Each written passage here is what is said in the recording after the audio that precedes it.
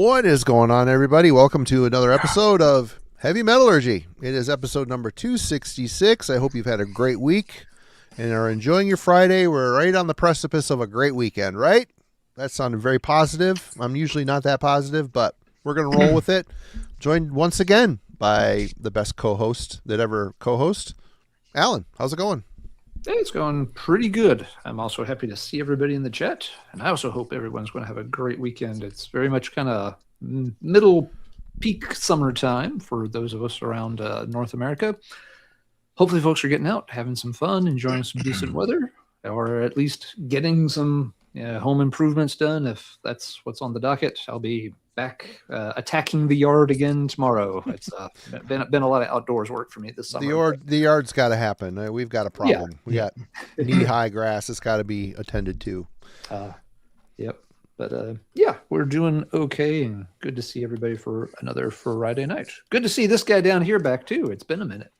Hey, welcome back aboard. Glad to be back, and sorry for being such a procrastinator, but I am here, and I will be back sooner next time. I promise you.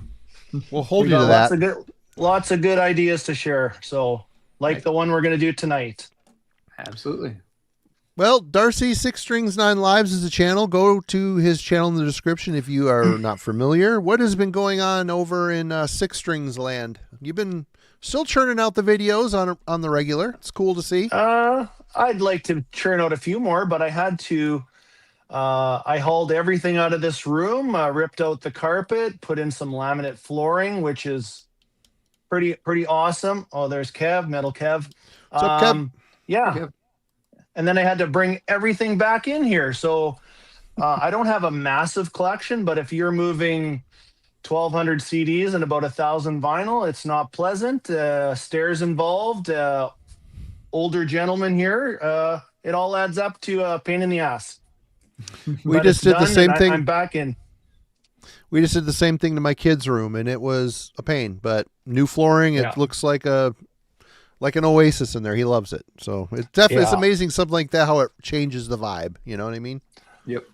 Yeah, and then just good old weekly videos, and come hang out with you guys once in a while and share some cool ideas, and just watching a handful of VC videos myself. Right on. Well, before we get into talking about tonight's topic, just want to thank everybody for all the support in the last couple of weeks. We've had a busy couple of weeks on Metallurgy, and tomorrow night at 9:00 p.m. Eastern, the second volume of the Sabbatharium Hour is happening. Dreadful Rick and Logan, the Metal and Beer Snob, will be joined by Aaron, the Metal Theologian. They will be talking about space themes in Doom, Stoner, Desert, all the stuff that they're into. So go check that out tomorrow night. Link, it's already up and ready to go, so you can go easily find it. So that'll be cool. That'll be fun to see what they got in store for us tomorrow night. But what are we doing tonight, fellas? This is a Darcy pick. What were you thinking on this one, sir? Well, I'm coming up on 8 years on YouTube myself here in June and end of June. And watching videos, I would say probably a couple of years before I jumped in and took the plunge. And I got thinking 2 things. Number one is, where would I even be with my collection without this outlet and meeting all these great people? Absolutely love, my comment section and talking to people. I'd probably be a hell of a lot richer if I didn't discover all you guys, but I would have probably had a lot of boredom in my life, and that part. And then I got thinking, I'm going to make a list of bands that will follow this, like our episode, that I missed the boat on back in the day. So I would say over half of these I remember seeing back in the day when I, started collecting, vinyl, CDs, stuff like that. And then the other half is just, right through YouTube suggestions, like I said, meeting people. So that's kind of what I'm thinking, is just bands that I just either went over my head or I didn't even know about them. A couple of things. definitely demographics has a lot to do with a lot of my newer choices that I'll show you today that have made my collection. And not only have they made my collection, some of these bands I hold in very high regard, and they're some of my favorite of the genres that I'm going to show you today. And I just think, you know what? I'll never be embarrassed to tell you that I missed the boat on something. I'm not going to give you some bullshit story that, oh, yeah, I knew about them and that. I'll just give you the honest truth, and we'll hold it up and we'll go from there. And I know that you guys are probably in the same boat as me, pun intended, but yeah, it's kind of the premises of it. All right. Yeah, I think how did you interpret this one, Alan? Pretty much the same way? Yeah, kind of the same way. I mean, none of us can hear everything in a timely manner, no matter how much you're diving into stuff. Some things are going to, slip under your radar. You've only got so much time and so much money and access to so much material. And there's, can be weird, quirky reasons also that you just don't check out a certain band for a prolonged time. We'll probably hear a few stories from all of us tonight about, well, I just never got into them because of some obtuse reason. But it's interesting. I mean, eventually you catch up on them. And yeah, sometimes you feel like, okay, now I get why everybody made a big deal out of this. Or, wow, it's just odd I never did get around to hearing this one. And you got to play catch up. Should be interesting. It's going to be a band-focused topic more than an album-focused topic. And we'll comment on each other's picks as well. So like, whatever Darcy mentions, Marty and I can chime in, follow up on and be like, well, I got into that band really late too. Or no, I was into that band from day one. So we can kind of compare notes and see if there are certain bands that we all lag behind on, if there are certain bands that maybe only one or two of us missed the boat and maybe the other guys were on top of it right off from the start. So yeah, it'll be, I think, interesting to be able to kind of compare and contrast how we encountered different bands over the years. I have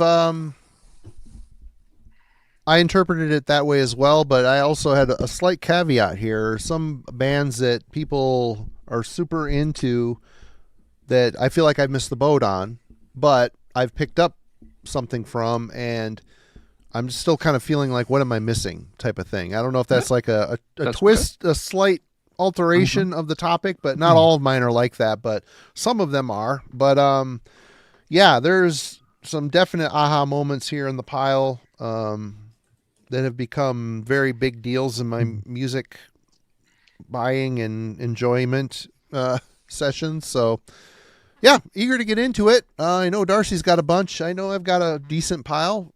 Alan, of course, is armed and locked and loaded. So Darcy, why don't you get us started? And the one thing what I would want to say is it's really hard to, we all have the nostalgia factor of stuff we were in day one with. Yeah. I try my best with some of this stuff to create my own nostalgia. And obviously this nostalgia is a lot newer than 30 to 40 years ago stuff. But I'm happy to say some of this has really hit a nostalgia factor for me just because of the time invested in some of this stuff.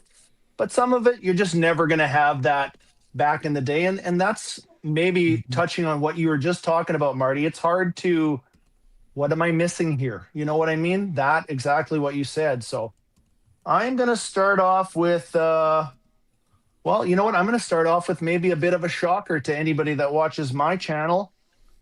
This was a recommendation. This band, actually one album from this band, Sons of Northern Darkness.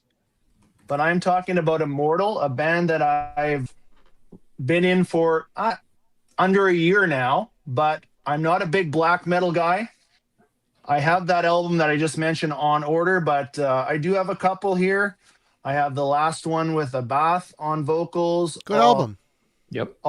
What is this? All shall fail. Fall. All shall fall. Yep. This is a good album. I really enjoy this, but I guess part of me, I was like, black metal? Never. I'm never going down that road. I don't want to. And I wouldn't say this is this is definitely not the most extreme of the extreme of black metal. Even what is the Northern Sons of the what's it called? Sons of Northern Darkness. Yep. I've even heard it being referred as the black album of black metal, like an entry level. I've never heard that. That's funny. Fair. Yeah, somebody had mentioned that to me, and I'm like, okay, fair enough. Great album, but I mean, I've listened to.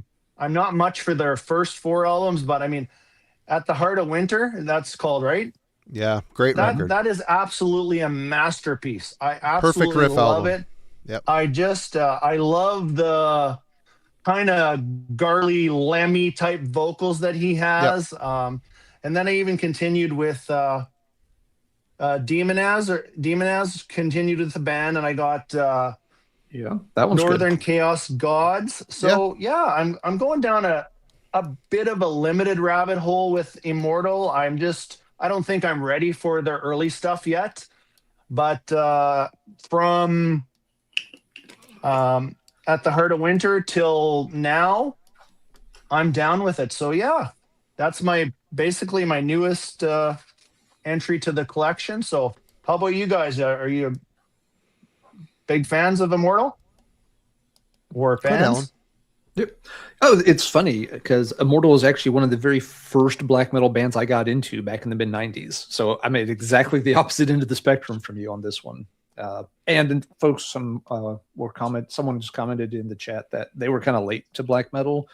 And I was too. Black metal just did not get into my corner of the Midwest around 92 and 93 when a lot of areas were experiencing it. The first time I started to become aware of black metal was maybe late 94, but I think it was really 95. So again, we were a couple of years behind on the black metal scene. One of the first things that I got, not the very first, but one of the first, I did a tape trade with somebody in California. It was a very small trade. We did like 1 90-minute tape for one another. They wanted to check out some new wave of British heavy metal stuff, and I wanted to check out some black metal stuff. And the tape they sent featured 3 bands, one of them being Immortal. And Immortal was the first of the 3 bands on that tape I latched onto. So I think there is something about Immortal's style in general that does make them a good entry point band compared to a lot of others. So I'm not surprised that Immortal is one of maybe if not the first, one of the first black metal bands that you've latched onto, Darcy. That makes a lot of sense to me. Just something about the way they write. Again, very riff oriented, as Marty said. A couple of their albums, fantastic riff structure. So I think that translates over well from other genres that people already know. And that's not something you would say of all black metal bands whatsoever. They're not always so riff centric as Immortal are. But yeah, so I've been with Immortal for literally 30. Yeah, let's see. We did that tape trade. I'm pretty sure that was summer of 96. So this is summer 2026. So 30 years worth of listening to Immortal. Marty, when did you discover Immortal? It was Diabolical Full Moon Mysticism. A friend of mine got the tape and dubbed me a copy of it. And I really enjoyed the battery worship aspect of it. And it's kind of funny because, that old stuff it feels a little bit more early second wave. They were in with the rise of, the Norwegian black metal thing. And, it's kind of interesting to hear how people enter into this, like Darcy. His ear perked up for the later era stuff, which is more riff driven. It's more, they got a slight rock tinge to the riff style, or heavy metal. Let's call it heavy metal. Rock might not be the right way to go. Metal's a good way to put it, though. Yeah. Yeah, but the early stuff is more just battery and super fast. Pure Holocaust, just a fast blazing record. But the people that started at the beginning, you hit that At the Heart of Winter. That's kind of the linchpin for a lot of people. People either love it, like I couldn't believe how much they matured, and I was for it because it's such a perfectly well written record. But a lot of the diehards they can't stomach it. They see it as a sellout or whatever. So it's just one of those. Yeah. Any bigger band that had some could plant a flag in the early years of the second wave stuff. I'm sure a lot of them have gone through this. Emperor's another band that evolved and changed before they quit, and a lot of the, especially Norwegian bands, they all seem to go somewhere a little bit differently from where they started. So I guess that's part of the natural progression of it, but it is weird to hear how they did that. Hey, what were you gonna say, Alan? Oh, I was gonna say the comment from Brian here, like, they're like a black metal Man of War. Yeah, I can kind of see that because I saw them with Man of War. They toured, That's right, you did. They opened for Man of War. Yeah, that's right.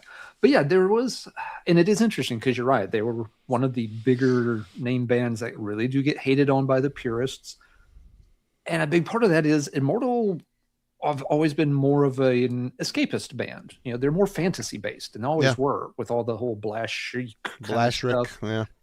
They never were heavily into like the satanic side of things. And you have people slagging on them going back all the way to some of the Euronymous interviews in the underground zines. That when people would ask him about things. Immortal's a band. He wouldn't necessarily single them out to piss all over them, but he would say, like, I don't really consider a band like Immortal black metal because they're not satanic. So even at that time, they were already being, noticeably singled out for not having that same theme. But the fact that they can take themselves maybe a little less serious and not adhere to that complete grimness all the time, every time, is probably another reason many people can get into them easier compared to a band that every song has to be Satan this or Satan that, which for a lot of people can be cool or fun to a point, but it can also get pretty tired pretty fast. The fact that Immortal doesn't marry themselves to that, they're not welded to that grim satanic vibe, also makes them just a better entry point for a lot of folks who aren't looking for that. They're just looking for cool, heavy, aggressive music. What's your pick for the first pick, Alan? Let's see. My first pick will be, I was going to do that one, but I think that's on Darcy's list, so I'm going to leave that one be for now. Okay, let's do this one. I didn't pull albums, really, since we're talking about bands. Figured I would try doing this a little bit different. My first pick for this is going to be Dark Throne. So we'll stick to Norwegian black metal classics. Dark Throne is one that I already said I was late getting into black metal as it was.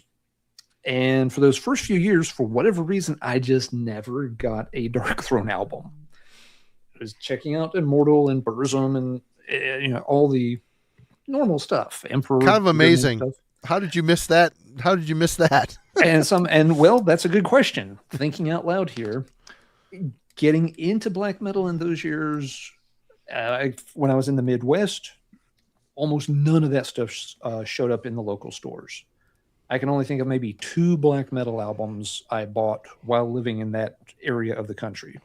And it wasn't like I was passing others over. They weren't there because I was starting to look for them. When I relocated to Texas, none of the stores in that area carried any new metal releases unless it was something blatantly obvious like a Testament or a Pantera. They were not stocking underground black metal stuff even as the scene blowed up. So there was no local access to it for me until 1999 when I relocated yet again. All those years it was just tape trading, and a lot of times with the tape trading I have sometimes a bad habit of wanting to start looking into the weirder, slightly more underground stuff before taking the time to check out the main tentpole bands. I've done that with other genres too. So yeah, like Dawn, Slaughter Sun, fully on board with that album before I ever heard a note of Dark Throne, I think. Sure. Makes no sense. I did get into Dark Throne finally 99. I bought a used copy of Under a Funeral Moon. And I did latch onto it right away. I was like, this is really cool. I was in the mood for black metal at that time. It just fit my life, my general disposition at that time. It was a sucky kind of period. And so that kind of, very cold, misanthropic, raw stuff. Yeah, this is what I want for the soundtrack to what I'm dealing with right now. So I did get into Dark Throne there for a bit. Yeah, I even had like a Dark Throne long sleeve I ordered that I ended up selling for a stupid amount of money years and years later because somebody really wanted it. Like, Yes, you may literally buy the shirt off my back for that amount. But I didn't explore very far into Dark Throne's catalog. There's Under a Funeral Moon, Transylvanian Hunger, Blaze in the Northern Sky, of course, and the debut, Soulside Journey. But other than those first four, I didn't go any deeper until just the past couple of years. I stuck to those because the stuff that came after always got such weird mixed reviews and people claiming they was punk rock albums and crap albums and phoning it in. It's just like, and they also tend to put out, of course, a ton of albums. And it kind of got to the point, it's like, I don't know which ones to check out, which ones not to check out. People seem really divided on whether these are worth checking out. Maybe I'll just look at these bands over here instead. So I never really worked through the rest of the Dark Throne catalog, which is why when you did the Dark Throne deep dive last year with Ben and Austin and Roger, I was like, that's great. That's a good topic for y'all to do while I'm unavailable that night, because I haven't explored their catalog, and it was a massive catalog to try to dig through. And even then I was kind of like, maybe I'll just sit this one out. I'm okay not digging into it. But I have slowly started picking it apart. And I'm just doing it by when something shows up in a local used bin, which they do from time to time. It's like, I will pay $8 and I will try out that Dark Throne album. I'm not binge buying them. I'm not special ordering them. I'm not previewing the whole catalog on YouTube or anything like that. You put an $8 Dark Throne CD in that used bin that I don't have, and I will give you $8 and we'll check out that part of their catalog. So I'm cobbling it together. And I'm finding that I really like a lot of it. The next few albums that come after the classic trilogy, those are great albums. I've really enjoyed those. I've picked up a few right around the time that they did go punk. So like Sardonic Wrath, The Cult is Alive. Most of those I've enjoyed. There's at least one in there that I felt was like a little kind of tepid. And I've heard one or two of the more recent albums. And like the new one is certainly not bad from this year. The ice skating one, I don't hate it as much as most people. I understand why. I'm like, yeah, okay, it's not going to rank near the top of the catalog, I don't think, but it's not awful. So yeah, I'm finding that I do like a good amount of the Dark Throne stuff, and I'm going to just continue slowly checking them out, one here and one there. I'm in no rush whatsoever to get through the entire thing. But yeah, I really just, barely scratched the surface of Dark Throne in the early 90s, in the late 90s and earliest 2000s. And then it was, 20, 25 years before I really circled back those wagons to look at any more Dark Throne. So Dark Throne's my first pick. When did you guys, Marty, I know you've been into Dark Throne a long time. Yeah. How about you, Darcy? Have you any experience with, or? Only basically, actually, when you did that deep dive, that was my first time just sitting down to listen about the band, and the name has come up as a recommendation to me quite a bit, and as you'll see tonight too, a lot of that is like 90, 92, early 90s, mid 90s. Mm-hmm. Yeah, 90, starting in 92-ish, yeah. And I got a couple of years on you guys too. So what was happening for me is that I was getting married in 92, having kids 96. I missed a lot of this stuff. So first really heard of Dark Throne through YouTube over the past, amount of time that I've been here. But I would say maybe only past 3 years that I've checked out a little bit of it. So they're on my short list. I just haven't got there. I do know the key albums to check out, stuff like that. But I'm kind of a newbie.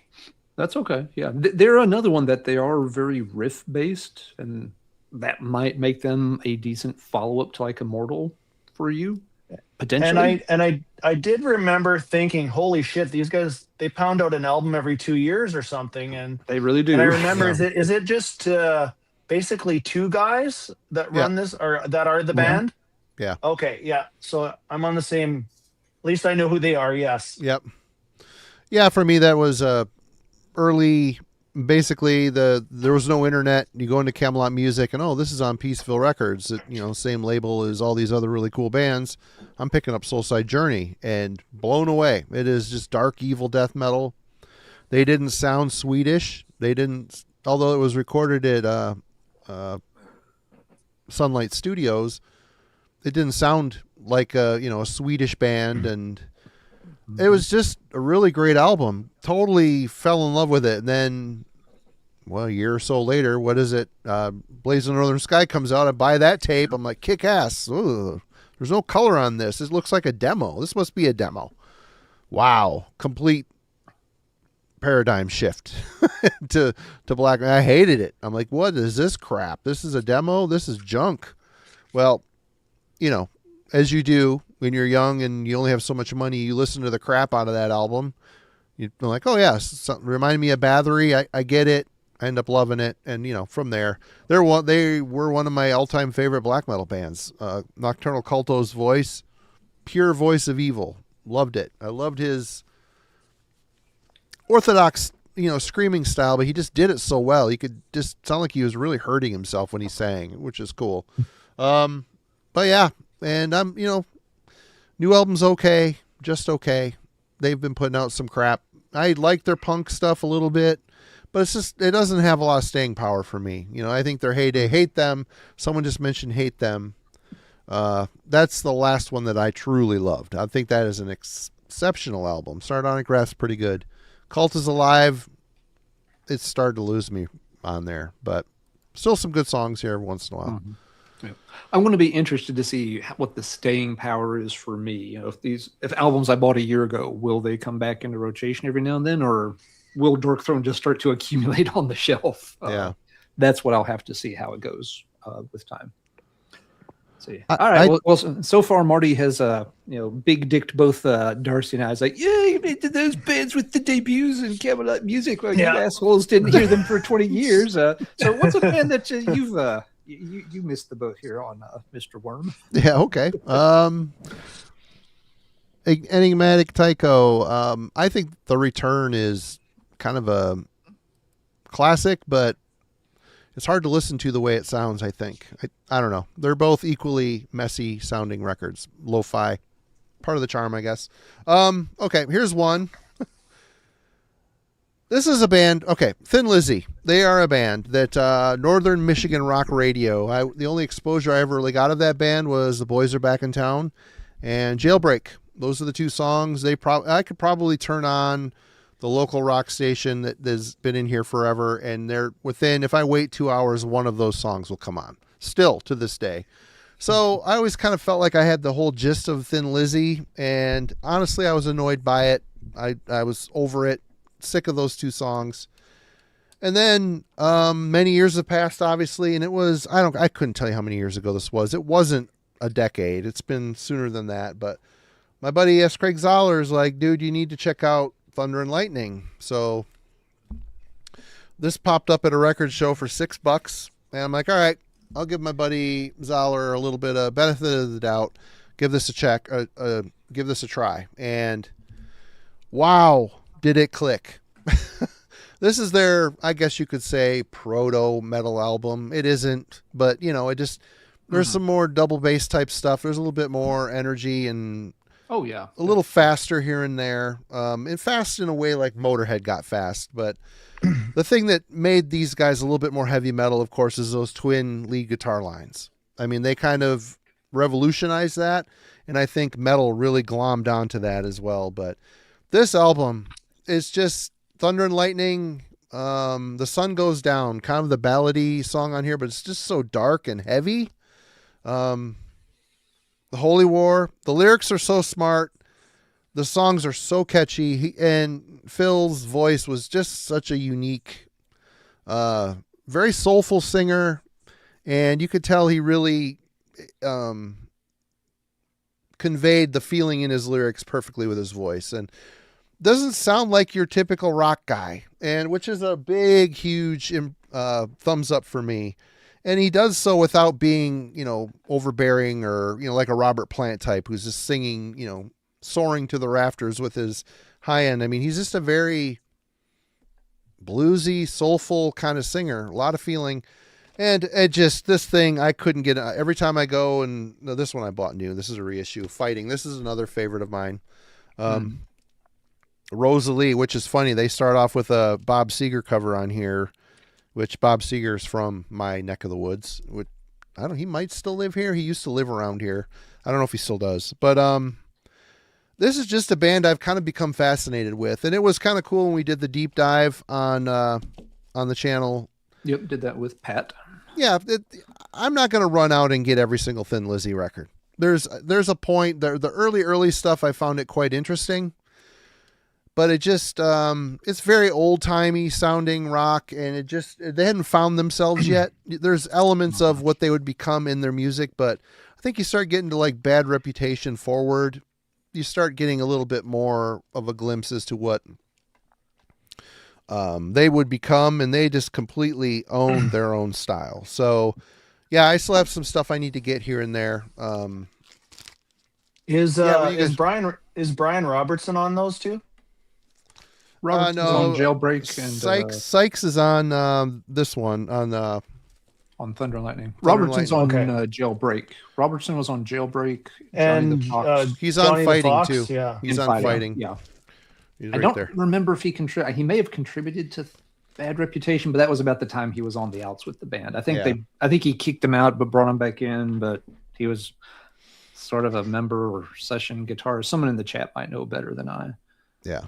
Well, I've definitely known of Thin Lizzy for quite a few years, but I'll be honest with you, they're not a huge part of my collection. They would be almost like a best of would suit me just fine with them, and maybe that's just me not exploring them enough, as a full album here and there. But I've definitely listened to Thunder and Lightning before and loved it. And it's a great record. Yeah, it's a good gateway into them, especially if you're a metal guy, I think.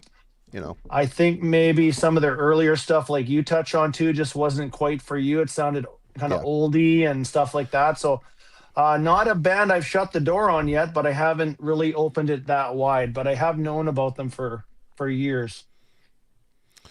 All right. Well, we made it through a round.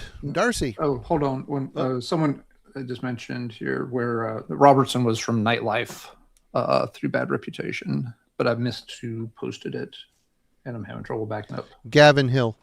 Gavin, okay. Thanks for clearing that up, Gavin. Yeah. Oh, yeah, and just my quick 2 cents on Lizzy. I was also a bit late to them. Oh, sorry, Alan. I didn't mean to skip over you there. I thought you... Oh, no, that's okay. Oh, good. But, I was also a little late to them just in the sense that I got into them about the same time as Metal Kev, around 2000-ish. Maybe a couple of years after that. But they were a band that had been recommended to me for several years. And kind of like you, Marty, is like, well, you mean the 70s? You mean the band, the one-hit wonder band, the Boys Are Back in Town band? I don't know if that's something I'd really want to dig into. I didn't mind the song, but it didn't seem like something I wanted to investigate. But at a record show, I think in Raleigh, North Carolina, I found a copy of Jailbreak. It was like $5. I'm like, yeah, okay, sure. For $5, I'll check them out. Fell in love with the album very, very quickly. Started picking up more of their stuff, and still love them a bunch today. I do agree with you, Marty. They're not a band I need every album by, especially the early ones. I'm okay doing without. For me, Vagabonds of the Western World is the first one that's really interesting and has some top-notch songs. And from there, they kind of went from strength to strength. Couple of missteps here and there, but nothing terrible really after that point. So yeah, a band I liked a lot, but I did just kind of put off checking them out for several years, even though people were like, dude, you'd really like this band. And I saw so many like new wave of British heavy metal bands would always bring up Thin Lizzy in terms of influences. Who are your favorite bands? You read those old interviews and they're always mentioning those dual guitars in Thin Lizzy. So everything said, this is a band I would probably like, but the one-hit wonder radio rock mentality kind of made me keep them at arm's length for a few years longer than I should have. And I got to say, too, you got to give some props to Metallica. So before I really ever heard anything other than the two hits, they did that cover of Whiskey in the Jar. Oh, yeah. I forget about that. It's... You hear the original Whiskey in the Jar, after we did our little dive there, and I was really looking forward to hearing that song. I'm like, it doesn't. The Metallica they take some liberties with it, and they made it, I think, a little bit more what Lizzie would become through Metallica. It's weird. It's really weird, but I thought that was a cool song. I'm like, wow, this is Thin Lizzy. Wow, this is kind of a different kind of song. It's cool. So you got to give Metallica some props there. I mean, obviously they've always been a really good cover band.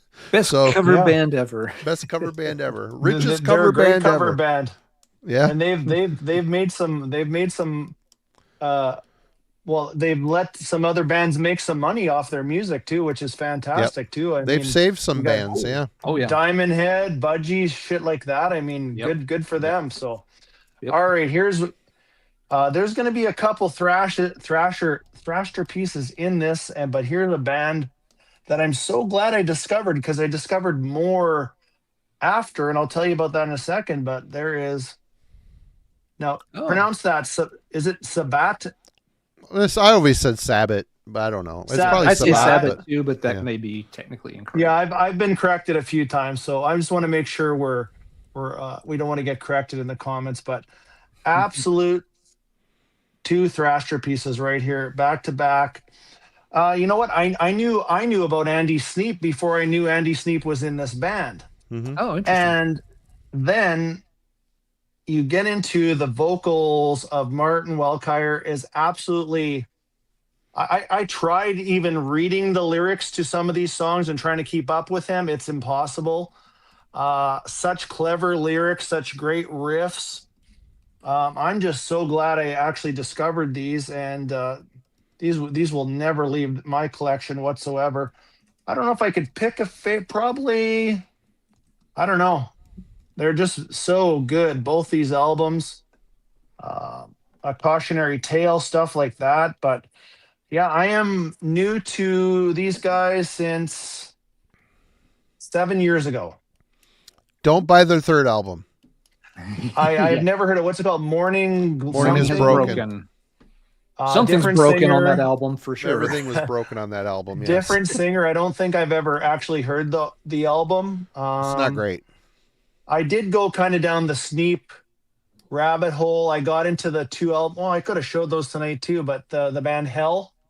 Those two albums are awesome. Oh, I could probably pull that too. That's another band I missed the boat on and come around on. I totally missed the boat, but I wouldn't have known about any of this if it wasn't for YouTube and even knowing, kind of going down the Andy Sneap producer route and all the little family tree of where he was and stuff like that. But I just love these two albums. Absolute, like I said, thrasher pieces.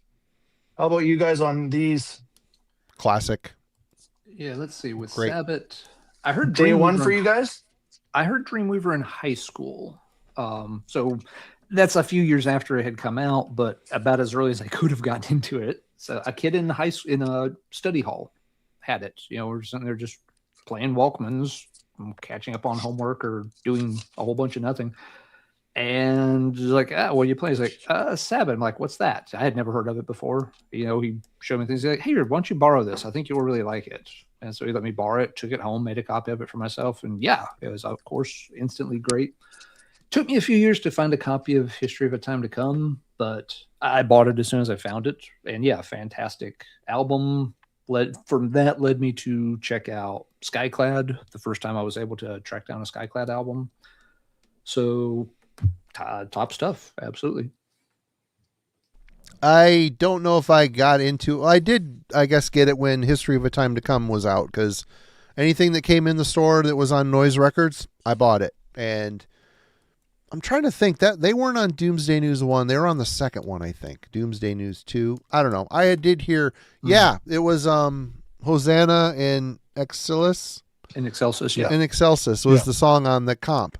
And it blew me away. When the tape did show up, it was in my vehicle going home with me. So, yeah, great band. And that was complete heartbreak when Morning is Broken came out, because that tape showed up too. I'm like, yes.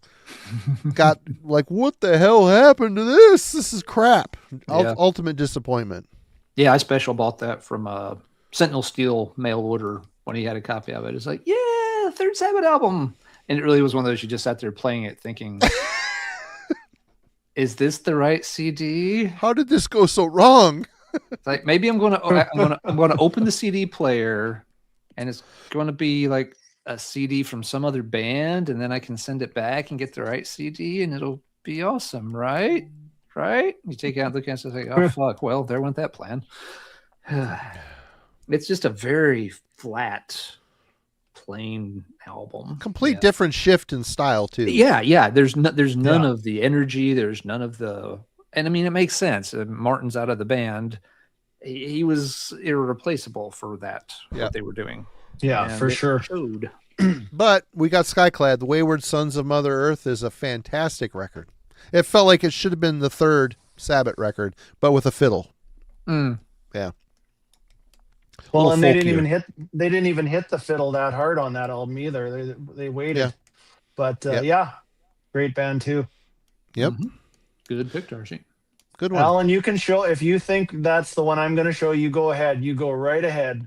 That's okay. I've got plenty here. We'll see. One of us is going to name them sooner or later. Okay. But let's see. For this round, I will go with, my history with this one's well documented on this channel. Voivod. Voivod is a band I always had some issues getting into. I never thought they were crap. I never thought they were bad or anything. They were just a band I never found a point to connect with. I was trying to remember, the first Voivod material I heard was not the right material to start with, I think. There was the song on Metal Massacre 5, which is okay, but it never stood out to me. I also got that in a box set of Metal Massacre volumes. So there was like a ton of new bands to check out. And since that song did not float to the top, I had no real reason to follow up on Voivod right away. Same with the second compilation album, which I don't remember which one that was, but I heard them on another comp. And again, it was a song, and it just kind of went in one ear and out the other. Nothing about it stood out. There were other bands on the comp that I immediately latched onto, so I went off to find their albums. The first Voivod album or item that I bought was a picture disc of the Cockroaches EP. It showed up in the local store used. It wasn't very expensive. So I was like, okay, I've never really checked out Voivod. It's kind of cool looking. I bought it. I didn't even have a turntable to play it on. So it just kind of sat there for a couple of months before I could even hear it. That can definitely make the shiny wear off of something before you even get around to it. By the time I played the damn thing, I was like, oh, yeah, let me just finally get this damn record played. It's the wrong mindset. I'm already not that interested in hearing it because it's just been sitting around staring at me for 2 or 3 months when I physically had no means of playing it. And it's a picture disc from that era when many picture discs don't tend to sound real good anyway, and not the right material to check out. So for a long time, it was just like, Voivod's just, I'm not interested in paying any more attention to this band.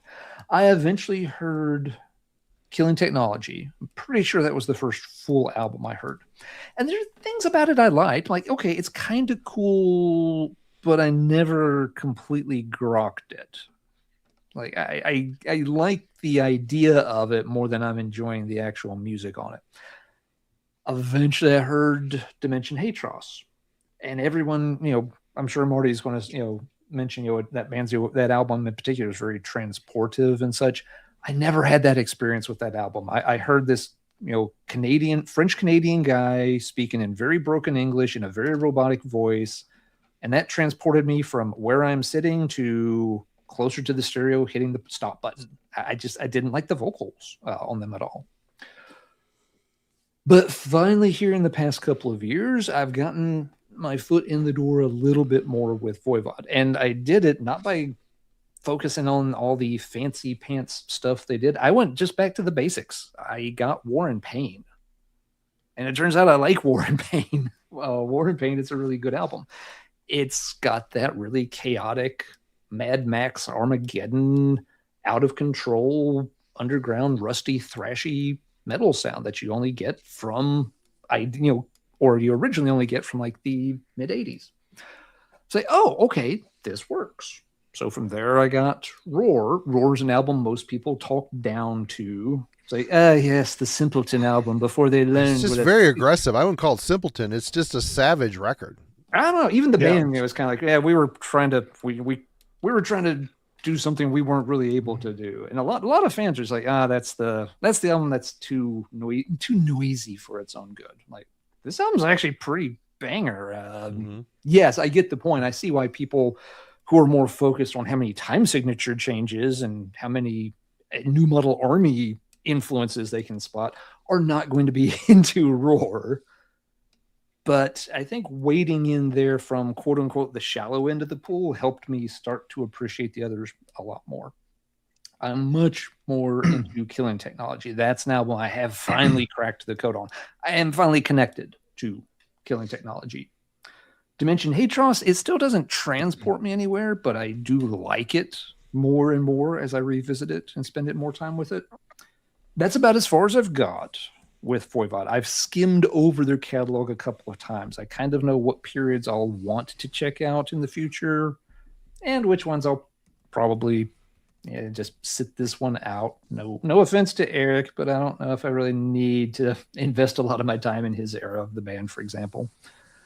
So yeah, Voivod definitely missed the boat on that. I've always understood that, yes, they're a cool band, that they're cool people, and that they write interesting, complex music. I would never try to deny that or take it away. For a long time, it just wasn't for me. But here in the past, maybe year and a half, 2 years at most, I can say that, yeah, at least for the early Voivod, I am fully on board now. Took a while, but I got there. How about Marty, you, Darcy? Darcy, what's your all's relationship to Voivod? 1988. That's when I got into Voivod. Oh. Now, I'm sure we'll allow in here, or we'll have examples of where we might have fell out of the boat for a little while, and then we climbed back up into the boat. That's and fair. that would be my relationship with Voivod. I probably fell out of the boat around probably the Eric Forrest era. Okay. And really was only intrigued a little bit when Jason Newsted jumped into the band. But before I get too ahead of myself, if I backtrack a bit, like when I first heard Tribal Convictions, which is a song I still get the chills to. I could pound that to 11 behind me and absolutely have the chills going up and down. Dimension Hatros is an absolute masterpiece. Agreed. I get why people. I know a lot of people that try really hard because they really want to like Voivod, because a lot of people do. For me, the appeal is just the uniqueness of them. They're hard to pinpoint, and a lot of their albums, they didn't make a lot of samey albums. I'll be honest with you. Maybe in the newer era a little bit, but not a lot. But when you go from Killing Technology, Dimension, you go Nothing Face, Angel Rat. I mean, I even love Clouds in My House. I mean, that I love that they did an album like that. So to answer your question, yeah, I've been on the Voivod boat since 87, 88. Okay. So, and I fell off, like I said, I fell off once, and then I'm full on Voivod now. I actually even picked up the Symphony album.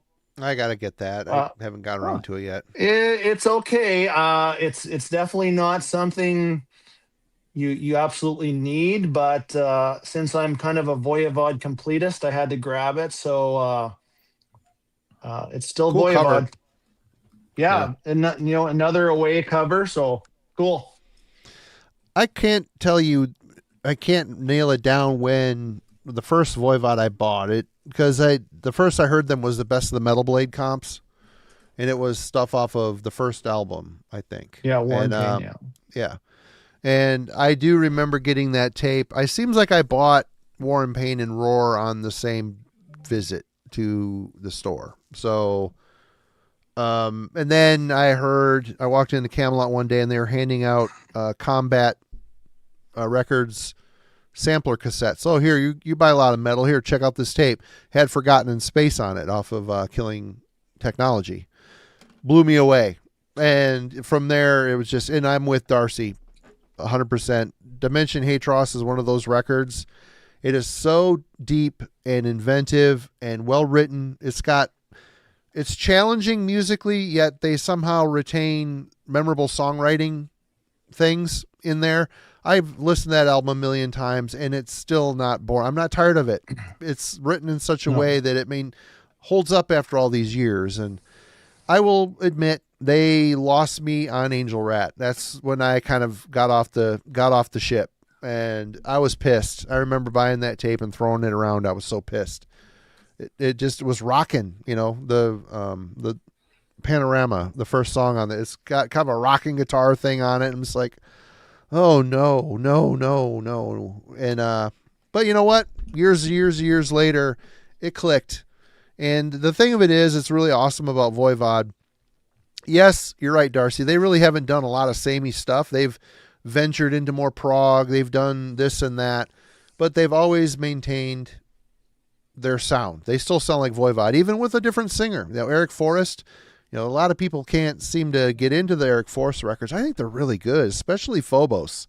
I think Phobos could have been, Phobos could have followed Dimension Hatros in a lot of ways. That could have been the bridge between Dimension and Nothing Face, I think. Winter just mentioned that one in the chat as being pretty good. Yep. But they're the riffs great are band. awesome on Phobos. The riffs are awesome. It's heavy as shit. Yeah, Piggy's guitar tone and yep. And Eric, you could tell why they picked him, because he has kind of a Snake presence in his voice. You could tell kind of nasally.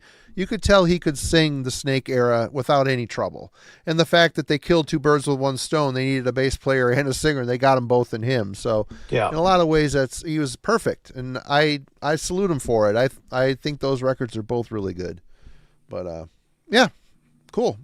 Voivod. I get it though. And is it my turn? It is. It is your turn. Sure is.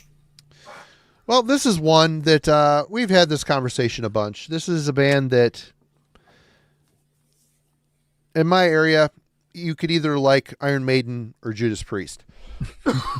For some reason, you couldn't like both of them. Some people like Judas Priest better. Others like Iron Maiden better. And I was a Maiden guy. Although when I was younger, Heartburn, I had this on tape. This was the only Judas Priest I had heard.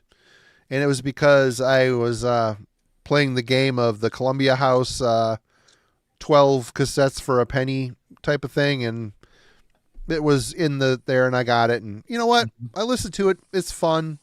I didn't mind it. I didn't love it, but I didn't mind it. And still to this day, I have a very nostalgic appreciation for this record. But this was it. After all those years, all those decades of Judas Priest putting out classic, absolutely classic, iconic metal records. Nope, I had another thing coming.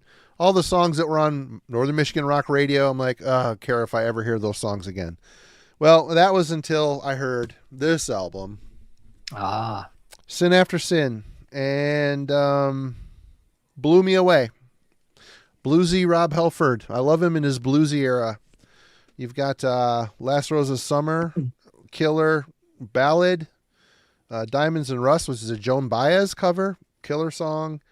This is just, and of course, Distant Aggressor. What an absolute banger of a track. They ended on such a awesome, weird riffing for them in a way.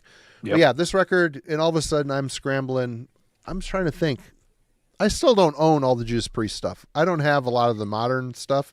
I have the two latest albums, but I don't have Nostradamus. There's a few I don't own, and really they're good. I'll get them eventually when they turn up cheap, but I have all the important stuff now, but I'm so super late to it. I felt like I was playing catch up, and I'm just, in listening to these albums now with a clear head and not having that, I got a Maiden only, man, there's days I might prefer Priest.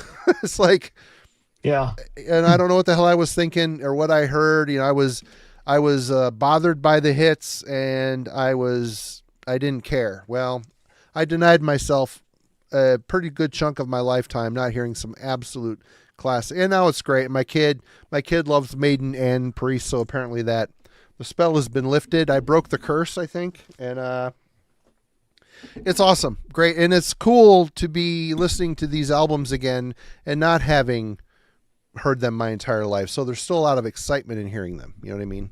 Oh yeah. Darcy, Priest.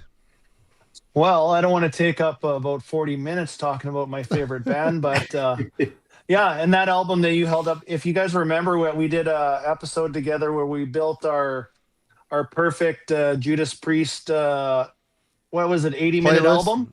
Yeah. 80-minute best of Mixtape. So, Yeah. so I had Starbreaker on mine. I think I put the live version from Unleashed in the East, but my introduction was, I was 14 going on 15 years old, working. I was washing dishes with a friend of mine in a bar, and they played "You Got Another Thing Coming" constantly. It was basically whatever, late '82, which that was my intro, and I never looked back after that. I bought Defenders of the Faith on day one, and that was my first big show. Got to see Judas Priest on the Defenders tour with Great White, when Great White was good.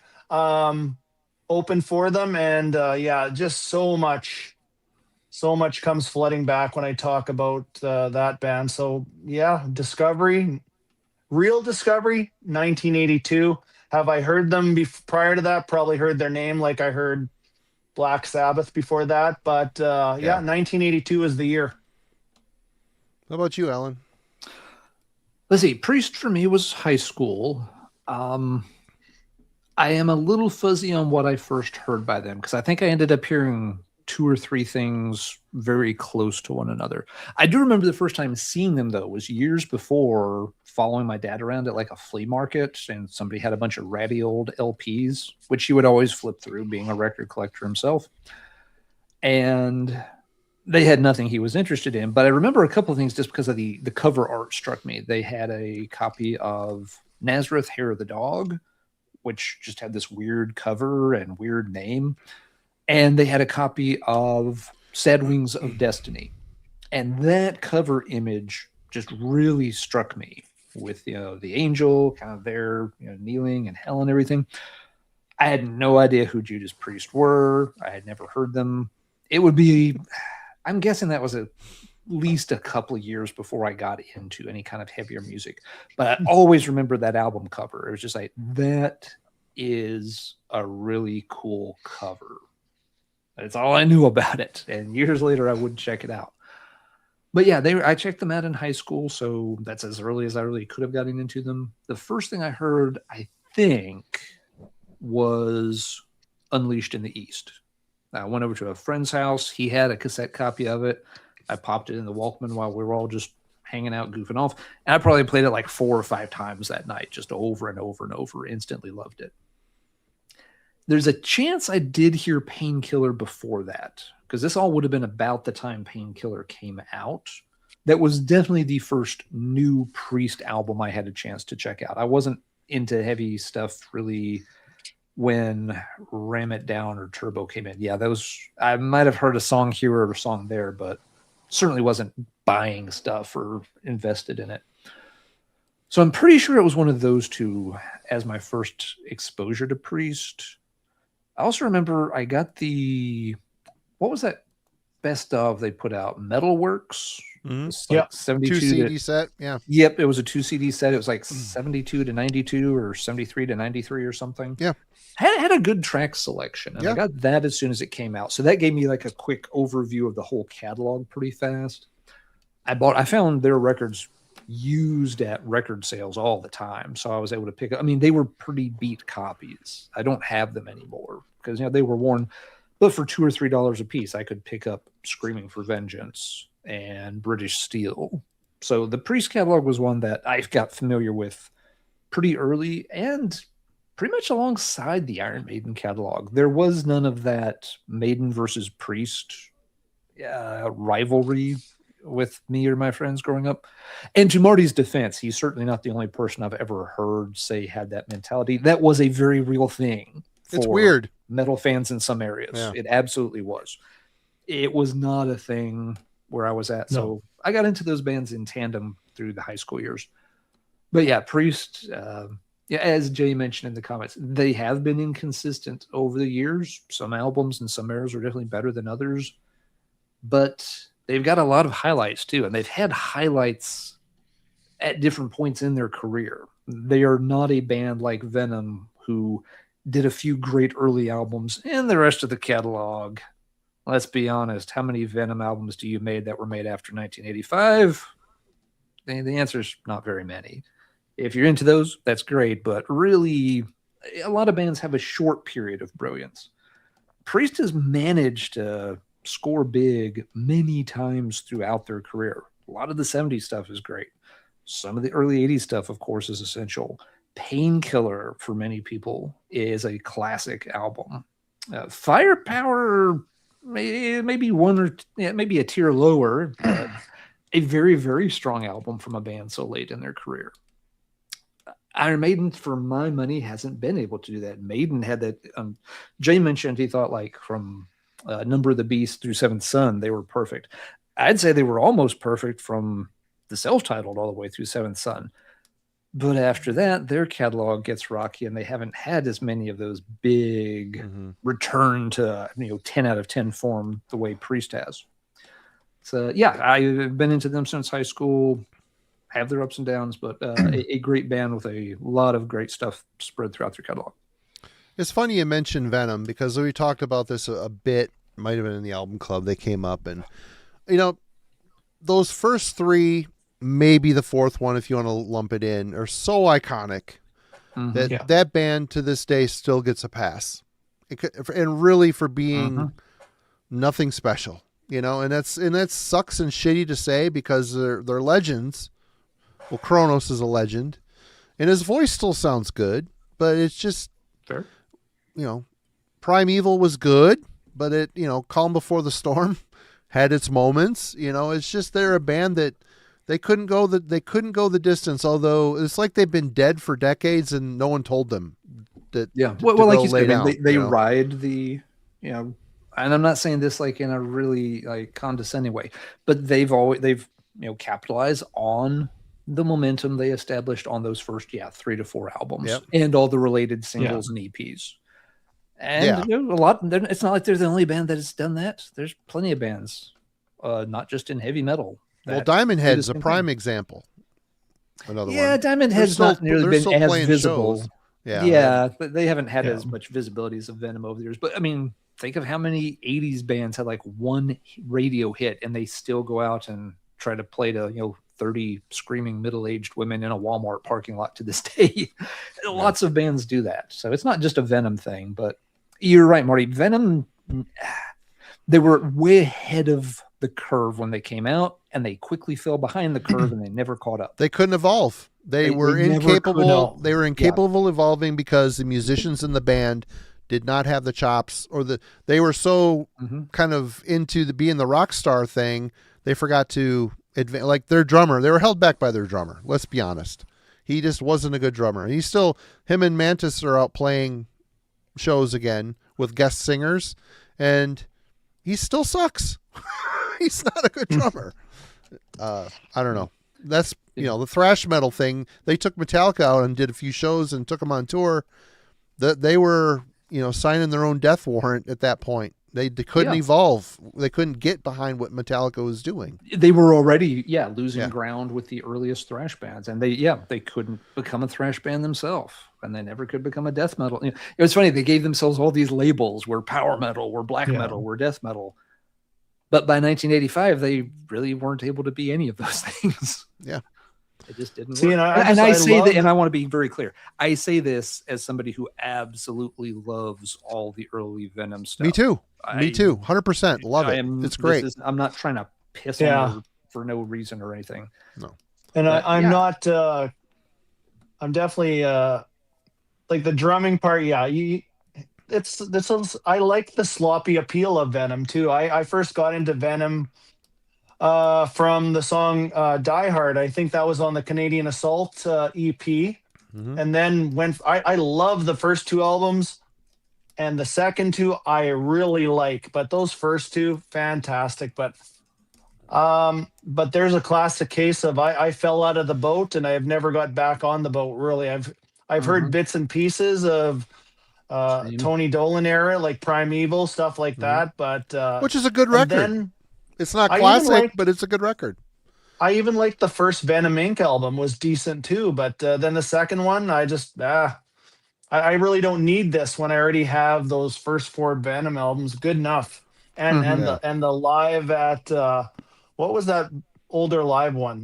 Hammersmith? Anyways. Not music one. There's the live Yeah. bootleg, but yeah. But you know what? Even their studio shit felt almost live. We just went in and pressed record and played everything, and this is what we got. But I mean, to this day, Countess Bathory is an earworm song of mine all the time. It just appears in my head because I many of their love the early riff. ones. Yeah, so Yeah. many of the early tracks are that way. Yeah. I mean, the very first video I made for Let's Talk Metal was a Venom video. I just thought of that, but yeah, the very first thing I recorded for Yeah. YouTube 5 or 6 years ago was all about Venom and those first few albums. Cool.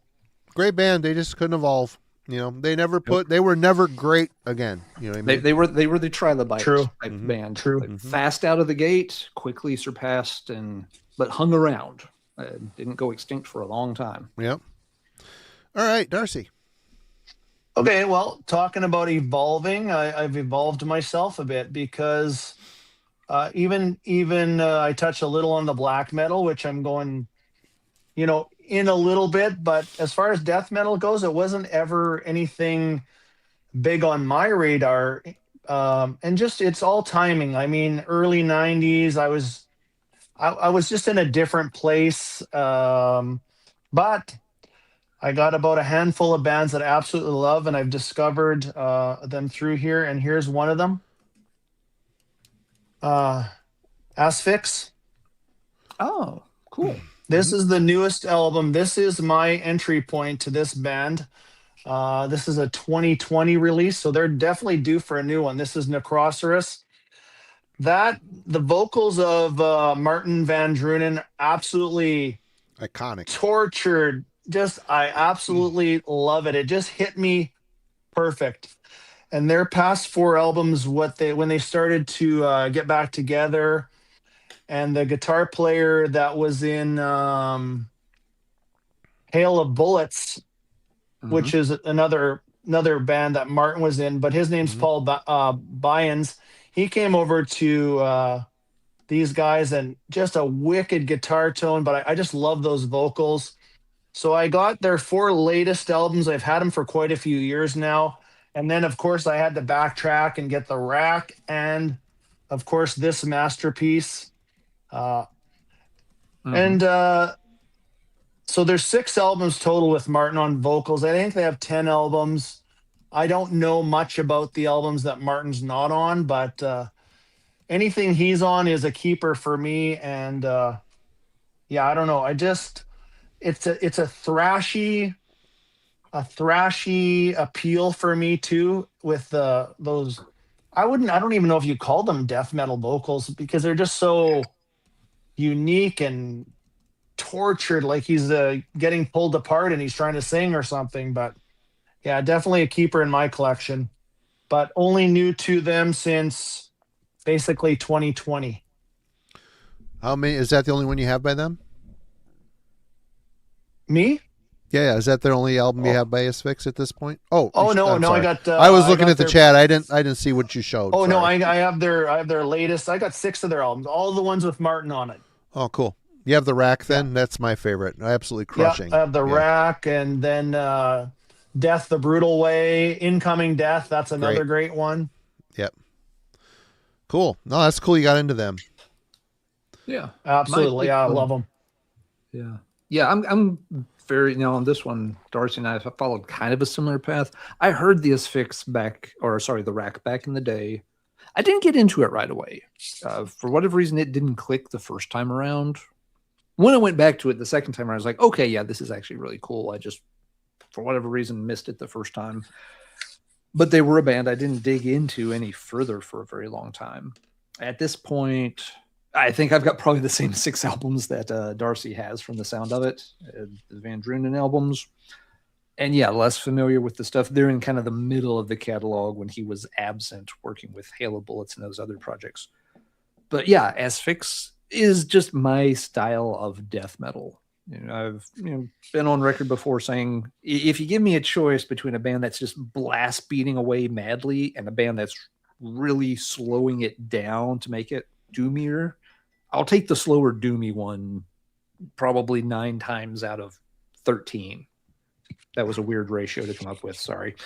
But yes, Asphyx is exactly the kind of stuff I will gravitate towards more so than some other types of brutal death metal. So yeah, they are death the brutal way, and I can dig it. Yeah. Or Death Hammer. This one's really good too. Death Hammer. Yep. But I will just throw one more thing in there. The Rack and Last One on Earth are a lot harsher than the newer 4. Where the newest 4, since they reformed in 2016, I guess, 10 years or whatever, something like that. They're just a little more thrash in there, and they're just not as quite as harsh, for lack of a better word. But they're equally as good, but just not quite on that the extreme end of it. Yeah. Giant, you're lucky you got the CD at all if you ordered it from Century Media. Yeah. They're bad. They've always had a terrible reputation as a mail order. Yeah, Asphyx is one of those bands for me that are just classic. No bad ones. Even with Theo Lumens on vocals, their original vocalist, he came back for a spell. He was on the God Cries record. And the self-titled, very doomy album, and that's with a different singer. And then the dude from Pentacle, Vanis, I can't remember his last name. Globals? I can't remember. He's on what? God Cries? Oh, yeah. He's not on that one. He's on a later one, isn't he? I don't remember. It's all jumbled. Again, that's the part of their catalog I don't know very well. I think Theo Lumens is on God Cries, if I remember right. Could no, he was a good replacement for Martin. He is a very similar singer, but yeah, cool, good pick. All right, Alan. All right, this is a very odd one because for a lot of folks, it's one of their earliest metal bands and one of their formative metal bands. I was slow to get into Slayer, not because I disliked them. I just was slow to get into Slayer. So I didn't avoid them, and I would hear like a song on a compilation here. I would hear a video on Headbangers Ball there. So again, high school era for me, these were the tracks getting played like on Headbangers Ball was stuff from Seasons in the Abyss, Live, Decade of Aggression, that kind of era.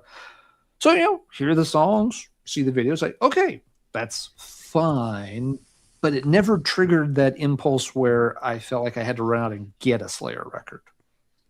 So it just kind of gradually, built up, knew a few songs here and a few songs there. But the first time I sat down and listened to an entire Slayer album from front to back wasn't until kind of late in 1992. And by then I had been, not dabbling. I mean, I was already fully collecting heavy metal stuff for several years, going back into the late 80s. Fall of 92, I finally sat down, and the first one I heard was South of Heaven, a weird entry point, which I didn't know at the time. It was the one they had. I didn't buy it. I actually heard it in a library. So you literally went up and like, I'd like to hear this, please. And they put it on a turntable, and you sat in like a little cubicle with headphones attached to a jack on it. And it's like, okay, this is pretty cool. So when I found a copy of it, I picked up South of Heaven and kind of very gradually picked up Slayer albums from there. It was never a case of must run out and get all of them.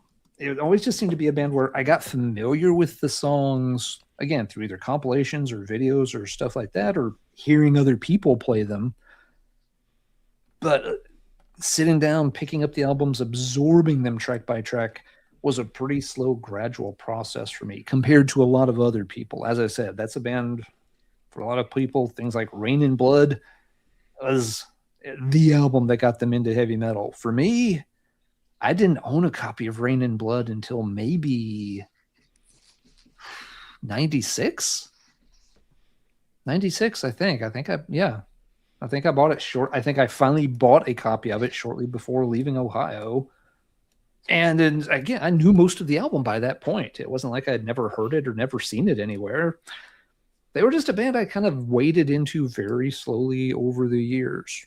They've ended up being, a favorite among thrash bands. They stayed true to a thrash formula much later into the 90s than a lot of their contemporaries did. Yes, they've got some weird albums as you get into the late 90s. But even their last handful of albums, none of them are terrible. They just don't quite measure up to the glories of the older stuff. Kind of like Darcy said before, it's like, am I really going to play those when I can just go back and hear classic Slayer?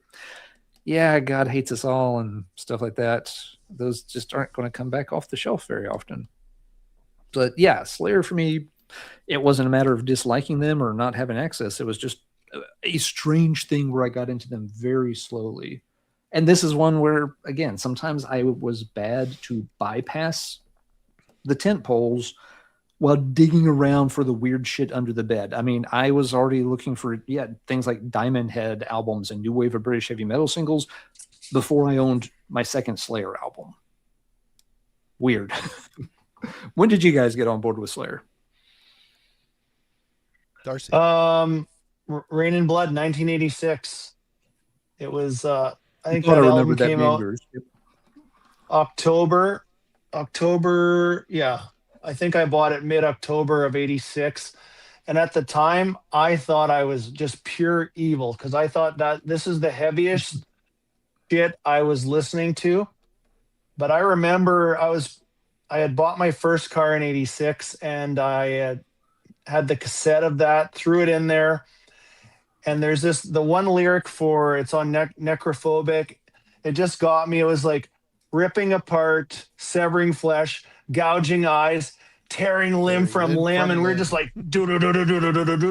And I mean, it was just so cool and extreme at the time. I loved it. And then South of Heaven came out in 88. And I thought, okay, this is a lot slower, blah, blah, blah. But I love it too, because these albums aren't the same in any way. But around October of 86 was my entry point for Slayer. Did I ever fall out of the boat? Yeah, I think I fell out of the boat a bit in probably around God Hates Us All, around 01 for a little bit. And then I own everything Slayer, but if I had to get rid of some of it, I would get rid of anything after Divine Intervention. Yeah. I agree. That's the first 6 albums, let's say, and an EP, and that's where I would that's the key stuff for me for sure. But 86, yeah. Marty, when did you get into them? Last weekend, I just ordered Decade of Aggression. You got into them last weekend? Wow, you're really. I never owned Decade of Aggression, the live CD. Yeah, CD. Never had it. Never. I may have heard it, but I'm like, God, I don't have that. So I ordered a copy of it off of eBay. But I don't know. It must have been Hell Awaits was out, and I think I ended up getting a tape of Show No Mercy. I heard on songs on a comp, blown away by it. And and I think Hell Awaits was hard for me to find, so I ended up having Show No Mercy, and then ended up getting Rain in Blood. So Hell Awaits came after the whole Rain in Blood thing, but still iconic stuff, and it's cool. I had 2 OG copies of the vinyl of Rain in Blood, and I just gave one to my son. We checked it out. First time he sat and he had a buddy that's getting into Slayer. I'm like, well, you need to hear Slayer. put that on. He's like, this is amazing. I'm like, I've got 2 copies of this. One is yours, and you'll have to wait a little while before you get the other copy. I'm still doing pretty good. But yeah, classic, iconic band, completely unique. And I'm with you, Darcy. I don't need anything past Divine Intervention. If it's on, cool, Same but here. Yeah. it's some of it's good. It just the songs just kind of lumped together, and then they kind of had that new metal thing they did a little bit on God Hates Us All, and There's a couple albums there that they strayed from the path. But Yeah, Diablos. yeah, that's the one. Diablos and Musica. That is the one. But yep. All right. Yeah, but somebody mentioned in the chat there, Christ Illusion is a good album too. there's nothing wrong with Christ Illusion. No. Yeah, there's some there even World Painted Blood. There's a couple of really good tracks on that. I wouldn't say it's a great album, but there's definitely songs here and there that I would keep. Just don't need the whole album, I guess. Yep. That's just it. There's good songs sprinkled throughout, but I don't need to. I have the really good shit that's solid from start to finish. I don't need sprinkled in good songs in a Slayer record. Yeah. Yeah, for me, they're the albums that would never come off the shelf. If I wanted to hear Slayer, it's like I could play Christ Illusion, or I could play one of these other 7 that came out before. Haunting the Chapel EP. I can play Show No Mercy. I can play Rain in Blood. I can play Seasons in the Abyss. There's just the number of times I'm ever going to want to go that far down the Slayer personal ranking to pull that album doesn't justify having it on my shelf, even though it is not a bad album. Yeah. Actually, a bit of a funny related story is I'm obviously a big Priest fan, but I discovered Priest in '82, and I went kind of full forward with Defenders, and then anything after that, which would have been one more album, and I backtracked very slow. But when I first heard Dissonant Aggressor on South of Heaven, I'm like, well, where the fuck? Where have I heard this before? I thought, and then I finally put 2 and 2 together that this is a Priest cover song, which a lot of people didn't know if they like Slayer was you put Slayer before Priest type of thing. So yeah. Mm-hmm. Who is next? I've lost. You are, I think. You are, yes. Slayer was my call.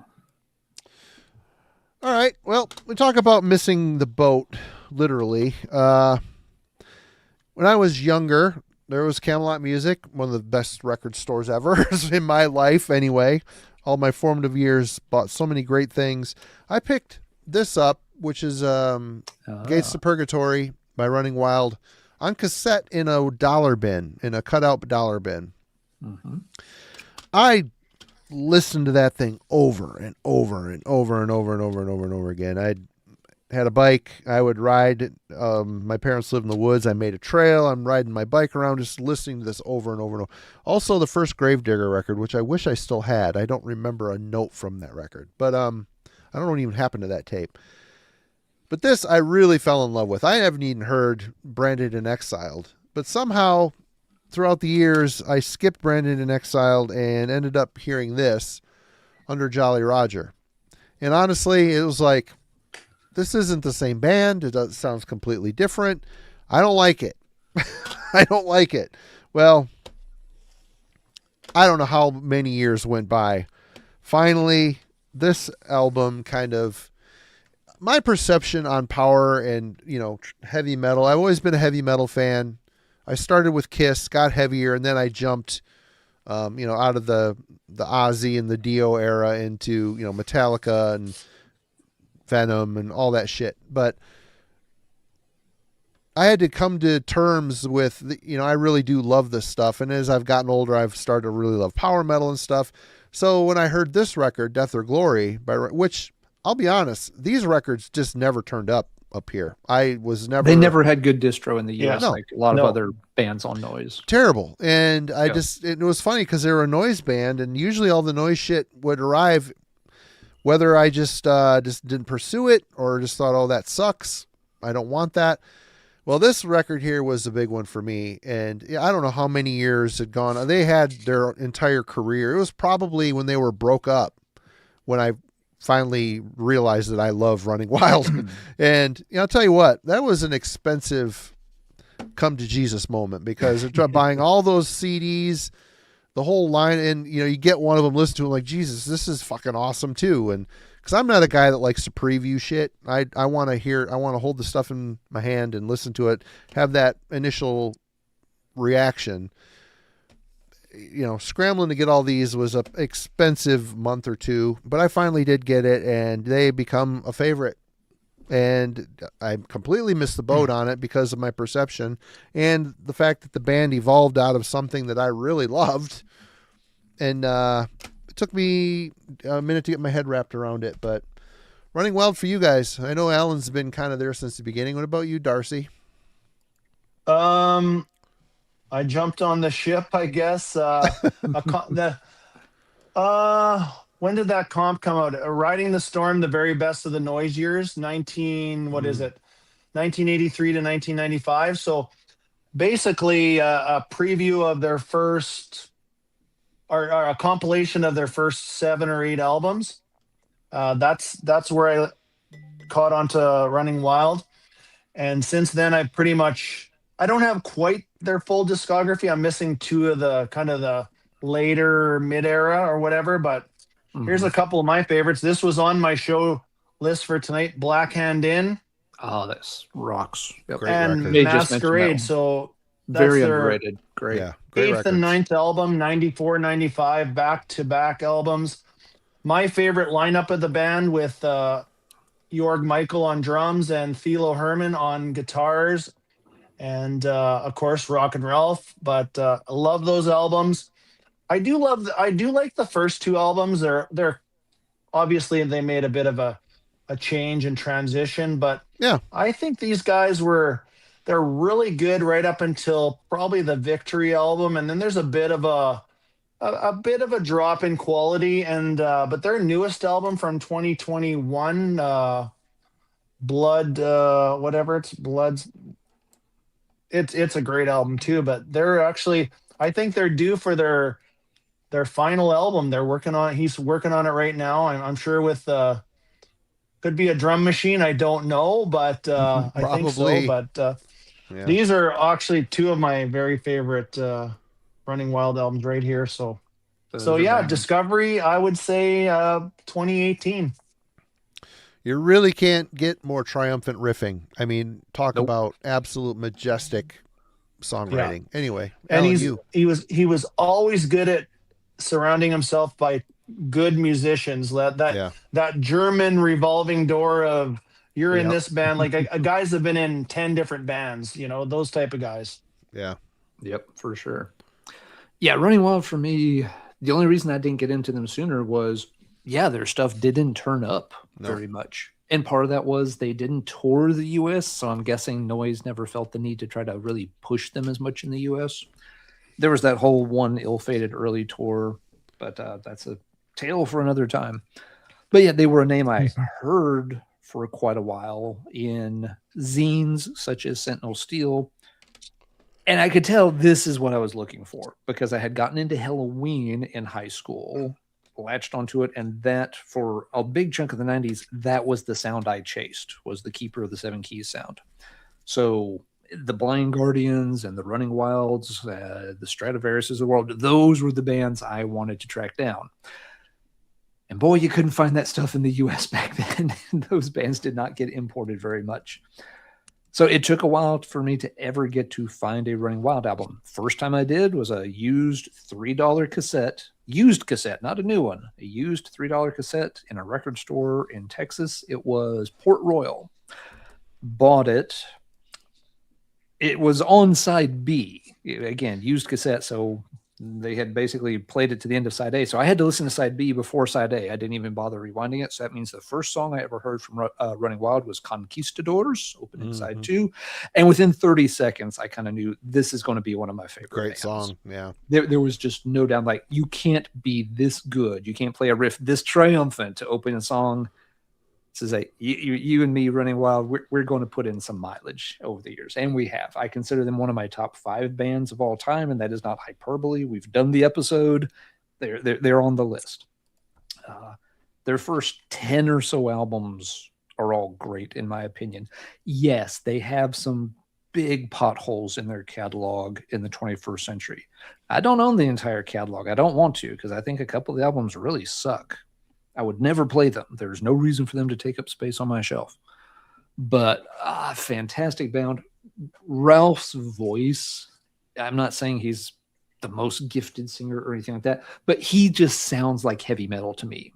He sounds like old leather that's been around the world more times than you can count. Perfect voice, amazing guitarist, very underrated in terms of his writing and playing ability. So yeah, I got into Running Wild as soon as I could, and that was fall of 1996. That was the first time something crossed my path that I could afford to pick up. And from there, yeah, Marty, it was an expensive journey for me too. I had to order a lot of those CDs one at a time from Sentinel Steel because I could only afford them one at a time from Sentinel Steel.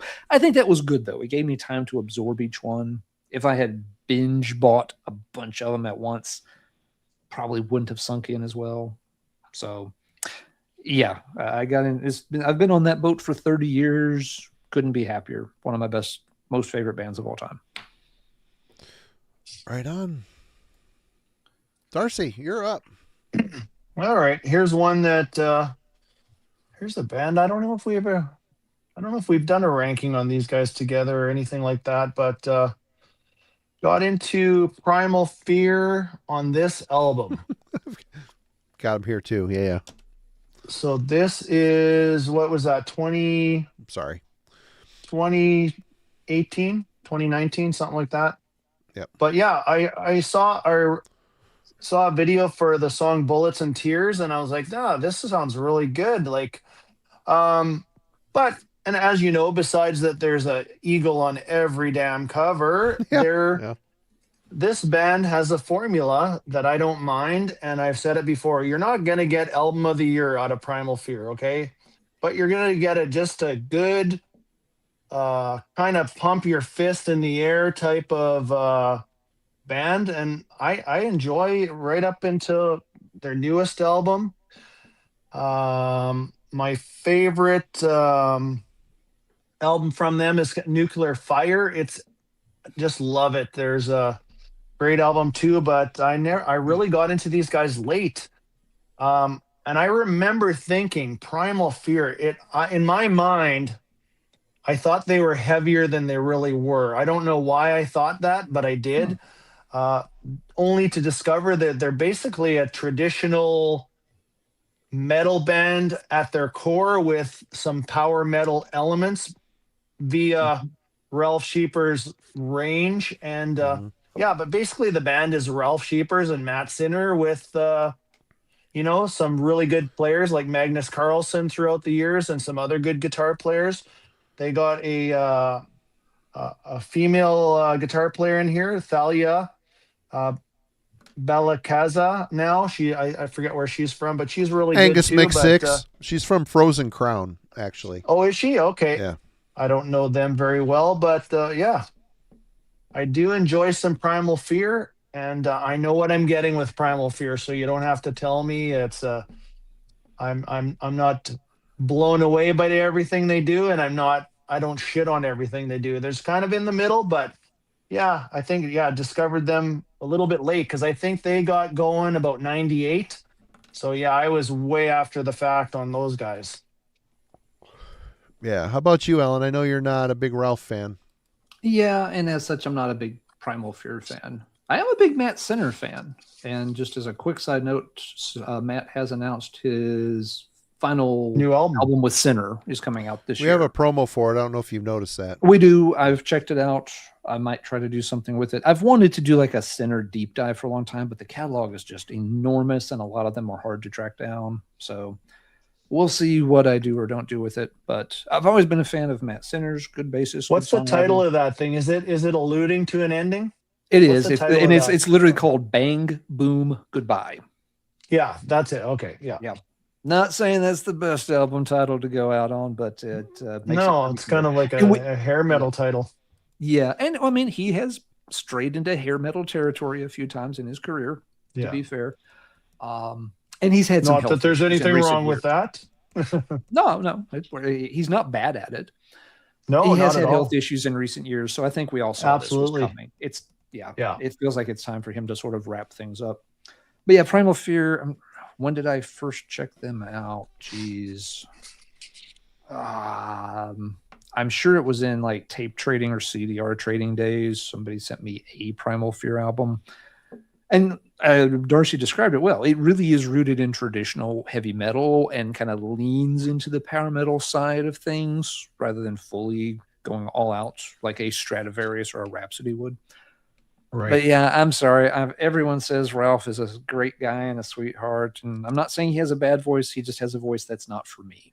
So not a band for me. I am still not on the Primal Fear wouldn't have a boat. If anything, they have a big bird-shaped airplane, and I just don't have a boarding pass for that plane. Marty, I know you're a bit more into them, but when did you get into them? I'm late, super late, like Darcy. I mean, Darcy's a little bit sooner than I am, but I would get promos for this band throughout the years with my activities as a music journalist, and I always just like threw it in the box like, it's not power metal. I'm heavy and evil, and I want that. I don't want melody. It's not true cult. It's not true cult. And then I saw them at one of the, it might have been the Metal Fest you were at too. They played, and I watched them for a minute. No, it wasn't that year. Oh, I'm like, Painkiller era Priest, cool, whatever. Now, I heard this record, Code Red. Holy shit, this thing blew me away. Ralph's voice is amazing. The songs on here are some of the best choruses they've ever written live on this record. And I mean, the whole probably first, 6 songs are just absolutely great. No problems. It's a perfect length, and the songs are really catchy, and it has set me off on a tear. I got this 5-album box set, and it also has a plus bonus metal classic CD. So it's a 6 CD box set. I've picked up a few extras. My kid's into them. I like the newest one, but it bums me out because it's not as good as this. The songs are still good, but they're not this good. And the newest album is a little long, but, yeah, they're one of those bands. Ralph, I'm going to talk about him here in a couple of minutes, but, amazing singer. His range is awesome. He's, got the Halfordisms for sure, but just a good, solid power metal singer. And the music they're doing isn't reinventing any wheels. It's just solid. Like Eric said, bedazzled denim pocket metal. completely hilarious. I missed that. Anyway, yeah, great band. They're on my list here as well. Alan. Oh, sorry, just 1 second. I was just replying to Tip Fan over there in the chat, sharing some Riot City love. They are overdue for another album number 3. They just had their singer left. Yeah. Again? They're going to be a third singer? Someone in his family's got cancer or something, so he stepped down from Riot City. Yeah. Yeah, three singers on 3 albums is not a great way to start your Well, career. the guitar player handled the singing duties on the first album. Maybe he'll go back and jump That's in a possibility. singing again. Yeah. I'm sorry. I was thinking of Riot 5, not Riot City. I got confused. Oh, okay. Riot 5. Oh. Gotcha. Oh, so was it Todd Michael Hall? Todd Michael Hall stepped down. Yeah, he stepped down. Yeah. That's where I was bringing confusion. Sorry about that. No worries. All right, let's go in a different direction. We've mentioned in the chats, talked a little bit of punk, especially in regards to like the Slayer Undisputed Attitude covers album. I was very late to punk, but to be more specific, I was late to the Sex Pistols. And I had an early encounter with the Sex Pistols, and to be honest, it just went completely over my head. Somewhere in the 90s, I ended up, someone got me or gave me a copy of Nevermind the Bollocks. And I had been curious to check them out. I mean, I had heard the name, of course, over the years, but had never heard any of the music. And never knew a ton of people that were into punk. Friends in high school were very much metal people. They were, I don't really know of any folks from my like high school class that were heavily into punk at all, or even dabbled in punk. Just, it wasn't a thing at the time. This was all very much pre Green Day, taking it back and all that. So never had any exposure to it. Ended up with a copy given to me of Nevermind the Bollocks. I'm like, okay, let's check this out. And I played it a couple of times. And I distinctly remember walking away from the tape after a few spins thinking, you know what? I'm just not ready to figure this out. It's just a little too far out there from what my wheelhouse is, which at the time was completely heavy metal. I was like, maybe one day it'll click, but I'm not keeping this for no. So I traded it or passed it on to someone else. I have no idea what I did with the tape.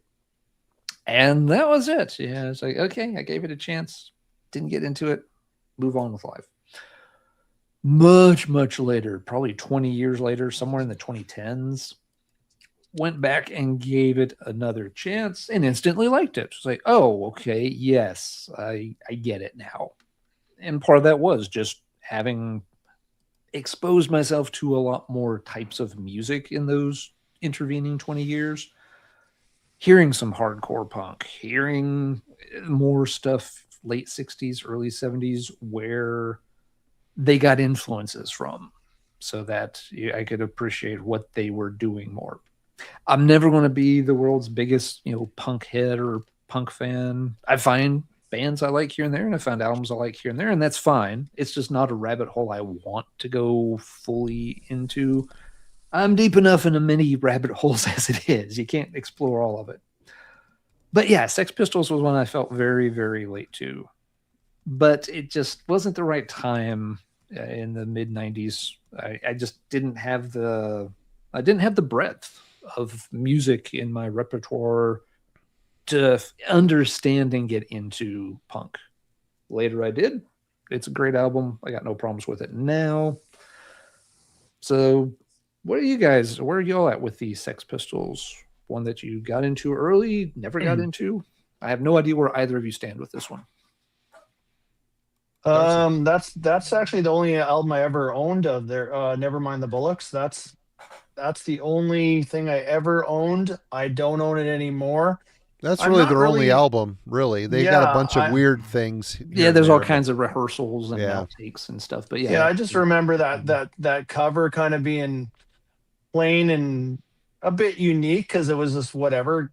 But I tried it and never really been down the punk rabbit hole that much. I mean, a little bit of the Ramones here and there, but yeah. But I knew of them maybe because of the Megadeth cover.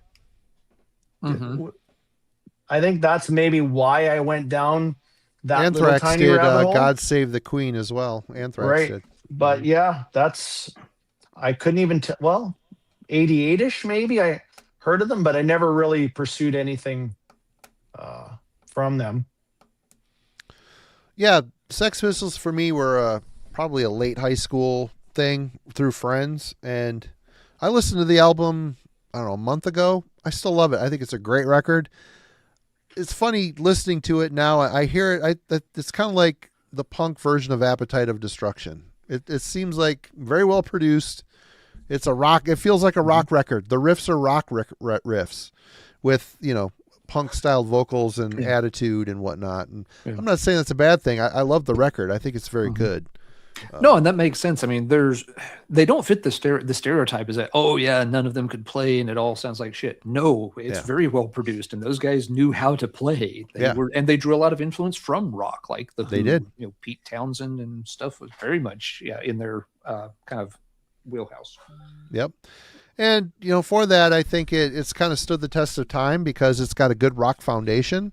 I enjoy hardcore punk, anarcho punk. I like other styles, but the Sex Pistols always had a really soft spot for sure. I have a few other tapes here and there, some shows, and that Flogging a Dead Horse comp that they put out on. I have that on tape, and yeah, good band. Johnny's a great singer. I followed him into Public Image Limited. I like that stuff as well. Yep. Very repetitive, but it's just there's a character to it. There's a charm to it that in a inventive uniqueness. I just like it. Like his voice. Mm-hmm. Yeah, so Sex Pistols, thumbs up. I'm glad you came around on that because it's a great record. It's a great record. Yeah, it is. Yeah. And I just started checking out PIL within the past year. I picked up Metal Box, I think just this past winter. I really like that album. It's cool. It is very different from what he did with Sex Pistols. Of course, it was supposed to be. That was the whole point. He didn't want to do that anymore. Yeah. But yeah, that one's cool. I'll pick up some more of their stuff here and there as I stumble into it. It's not a priority for me, but yeah, put it in front of me for $4.99 in a used bin, and it probably comes home with me. Yep. All right. Well, let's keep it on the German tip. And this is obviously a band we never talk about here, so we'll just ease you all into this. And Halloween, Master of the Rings, the Darcy era. I missed the boat on this completely. Wait. You're late to a specific era of the band just to talk about Halloween. Yes. This doesn't count. You were into counts. Halloween earlier than Dan. I gave up on them, and it wasn't until this era I saw them. It's World Cup season. I'm giving you a yellow card, sir, because no, you were into Halloween long before Master of the Rings. Don't try that weak shit on me, son. But it's basically a different band with a different singer, right? Oh, come on. It's a different singer. It's a style. Screw you then. Okay, I'll go this route. Man of War. This is one of those bands, another one of those moments where I had to scramble and spend a lot of money to get caught up. One of those bands that, you see the Blow Your Speakers video on in the MTV, and it's, it's pretty cheesy. Gloves of Metal was another video, and I'm just like, nope, this is not for me. My buddy Jeff Wagner made me a Man of War mixtape. And, wow. He picked all the great songs, Bridge of Death, Guyana, Cult of the Damned, all the good, heavy, weird, doomy shit is on there. And I was going to ask, you've mentioned that mixtape before. What eras and stuff did Jeff focus on with that? I think it was through Hail to England. I don't think there was anything past that, to be honest. Okay.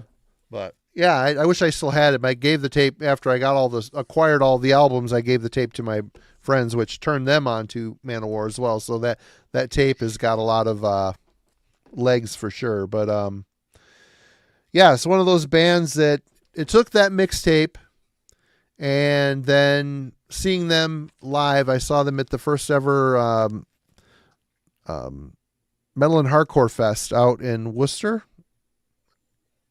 Mass, and they were amazing. They played in front of in a packed theater, and it was absolutely amazing.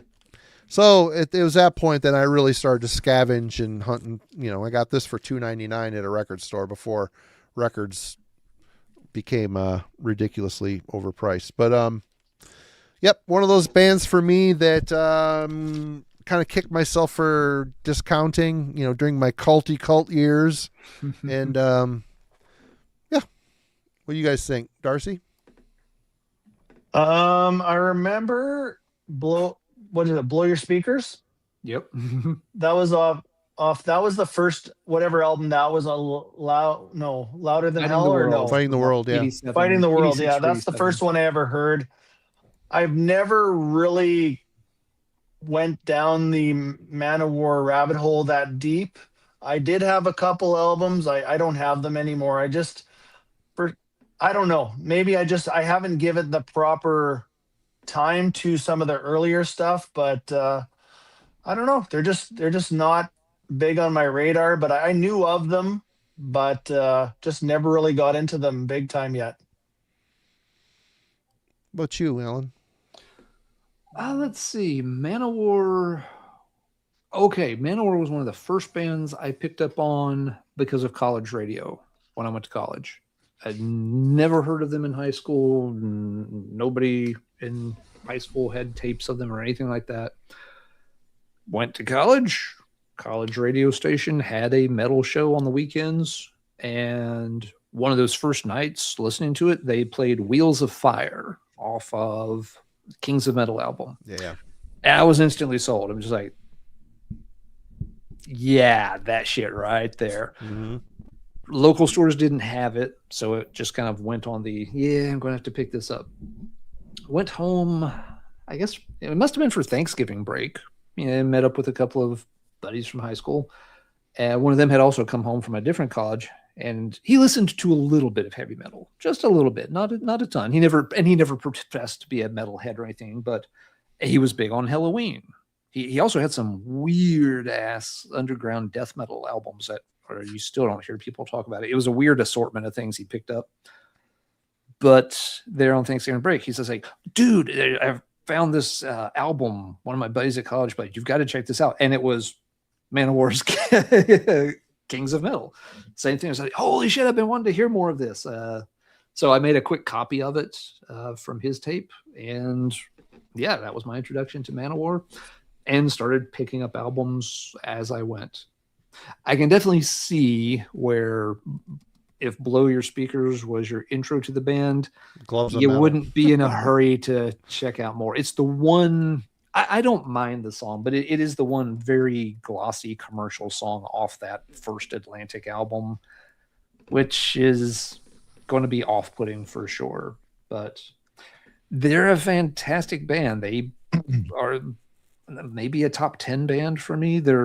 All their early stuff is so amazing, very influential on a ton of different styles. I have major issues with how their career played out, especially in the 21st centuries. Their live reputation is very spotty. We've talked about that many times on here. Sometimes they're great. Sometimes they really phone it in. Yep. But for me, I mean, the first 4 albums are untouchable. I like the first 2 Atlantic albums. I'm okay even with Triumph of Steel. Someone in the chat just mentioned Triumph was actually, I think it was Alaskan Burgle. Yeah, Wanderer. Tyler, yeah. Yeah, Tyler's. Sorry, Tyler. I always forget your real name. But Triumph was his intro. And that album has its ups and downs, but it has some killer music on it. I even like Warriors of the World, which some people discount as Disney metal. I think it was really cool that they went in a slightly more symphonic direction and made it sound very epic, but not just in a cheesy Disney way. So yeah, I've been hailing and killing since 92 with Manowar. Great band, even though they have stunk the place up sometimes. Even if they're one of my favorite bands, I'm not going to give them a free pass. When they suck, they suck, and Manowar can definitely suck sometimes. Yeah, they can. Yep. Marty, did we cover your intro to Manowar? That was my pick. We did. Yep. I'm sorry. Yep. Darcy's up. It is Darcy's turn. Okay. Well, Alan, we might as well get this one out of the way. It's time. You know what's coming. I do. Believe it or not, I did not get into this band Creator until this album. 2017, Gods of Violence was my entry point to Creator. I remember them back in the day. I used to buy imports of Kerrang magazine.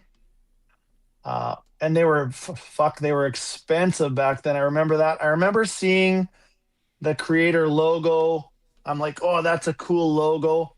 But for whatever reason, in my mind, again, I thought they were way too extreme. I don't know. Maybe I heard Flag of Hate or something. I don't know.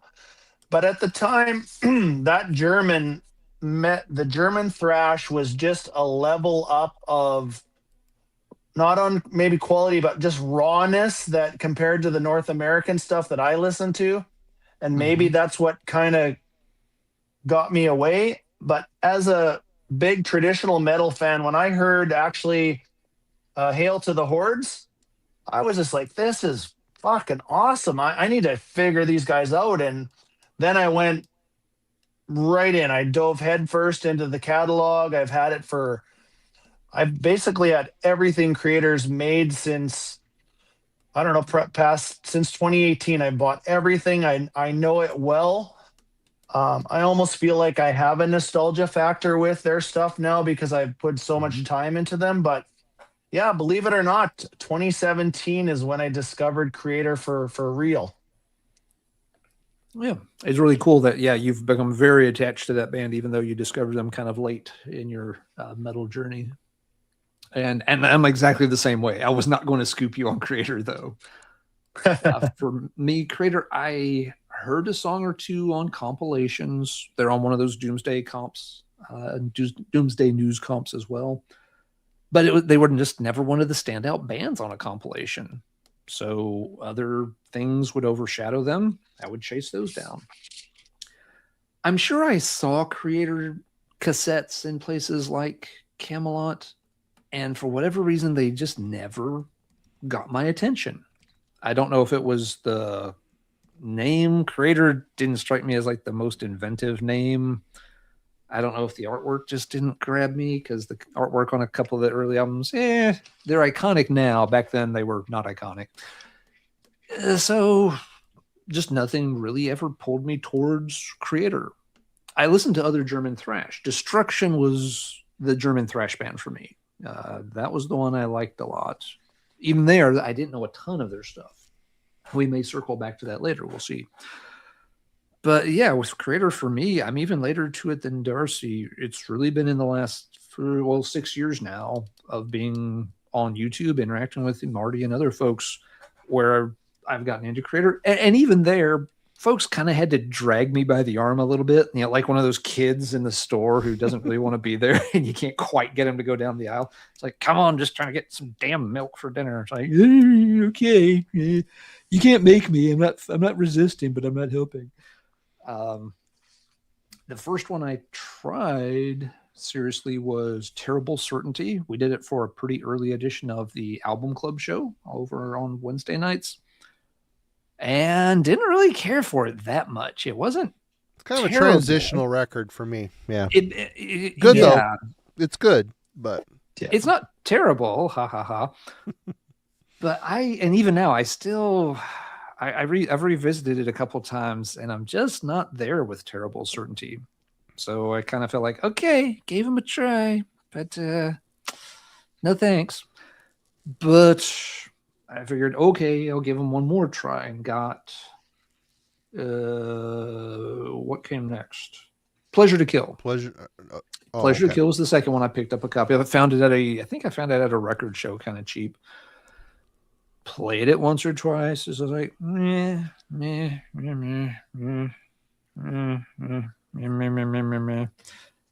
about the third time I played it, everything fell into place. I don't know what was different on that spin, but I played at the time. I was just like, oh, holy fucking shit. This thing is amazing. Yeah, that's amazing. Yeah. And from there, it was kind of off and running. Just like, now, and that's now, we haven't done our favorite or top thrash metal albums ranking on the show. We've done top thrash bands with Darcy, but we haven't done thrash albums. Pleasure to Kill, like Darcy, I have no long-term nostalgia with the band, but Pleasure to Kill, I almost feel like I do. I'm sure it would rank extremely high if I sat down and ranked my favorite thrash albums, even though it's been 5 years or less that I've even heard the album. Like a lot of their catalog, I've worked my way through. I've heard all of it. I have heard them all at this point. I don't own them all. I think I own the ones I want to. And I have skipped a few here and there that I'm okay skipping. But yeah, they've been consistently good. A lot of great albums. I don't really have any solid explanation for why I passed on them for so many years. But I'm glad it all finally clicked and fell together. Because, they've done a ton of incredible music. And it is fun to find those bands, even though, sure, with this kind of topic, I can feel a little embarrassed as like, dude, how the fuck do you not know Creator? It's like, no, I just don't. But it can be fun when you find those bands later on that you really do click with, and you realize, oh, joy, I've got like 13 albums of stuff I can explore here with a band that's really killing it. Yep. It's cool. So, all right, Grandpa Marty, tell us how far back you go with Creator. Oh, it's DNA at this point. They Noise Band, they were like the end boss of the noise catalog for me. That they were everything. I mean, I just I cannot tell you how many hours and hours and countless hours I've spent listening to their music. Pleasure to Kill was the first one I heard, and that is just such a humongous starting point. And then I got Endless Pain on cassette. A little bit step backwards. I mean, the evolution is quite astounding from between the first two albums. I think they got way better on Pleasure to Kill, but they're young, they're figuring it out. Still really good stuff. But then I just, Terrible Certainty I worshipped when it came out. Now I can look back at it and say, well, it's the stopgap between, what I really love was Extreme Aggression. That's my all-time favorite Creator record. That thing is just perfect for me. But yeah, they're a great band. I fell off a little bit the Renewal era. That whole stretch, really. Now I can go back. I enjoy Renewal now. And what's the name of the one after it? Cause for Conflict or Outcast? No.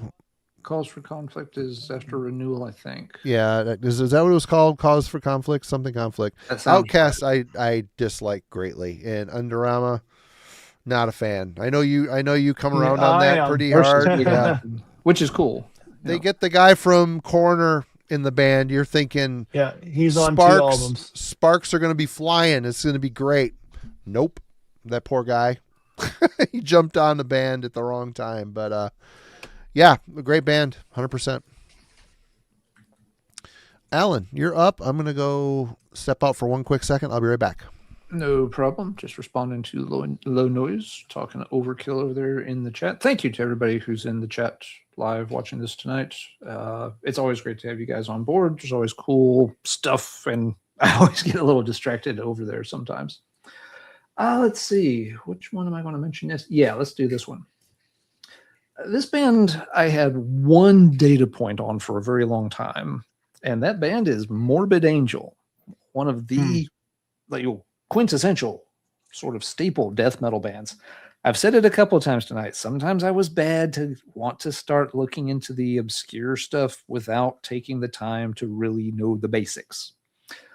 With Morbid Angel, I knew one important basic: Blessed Are the Sick.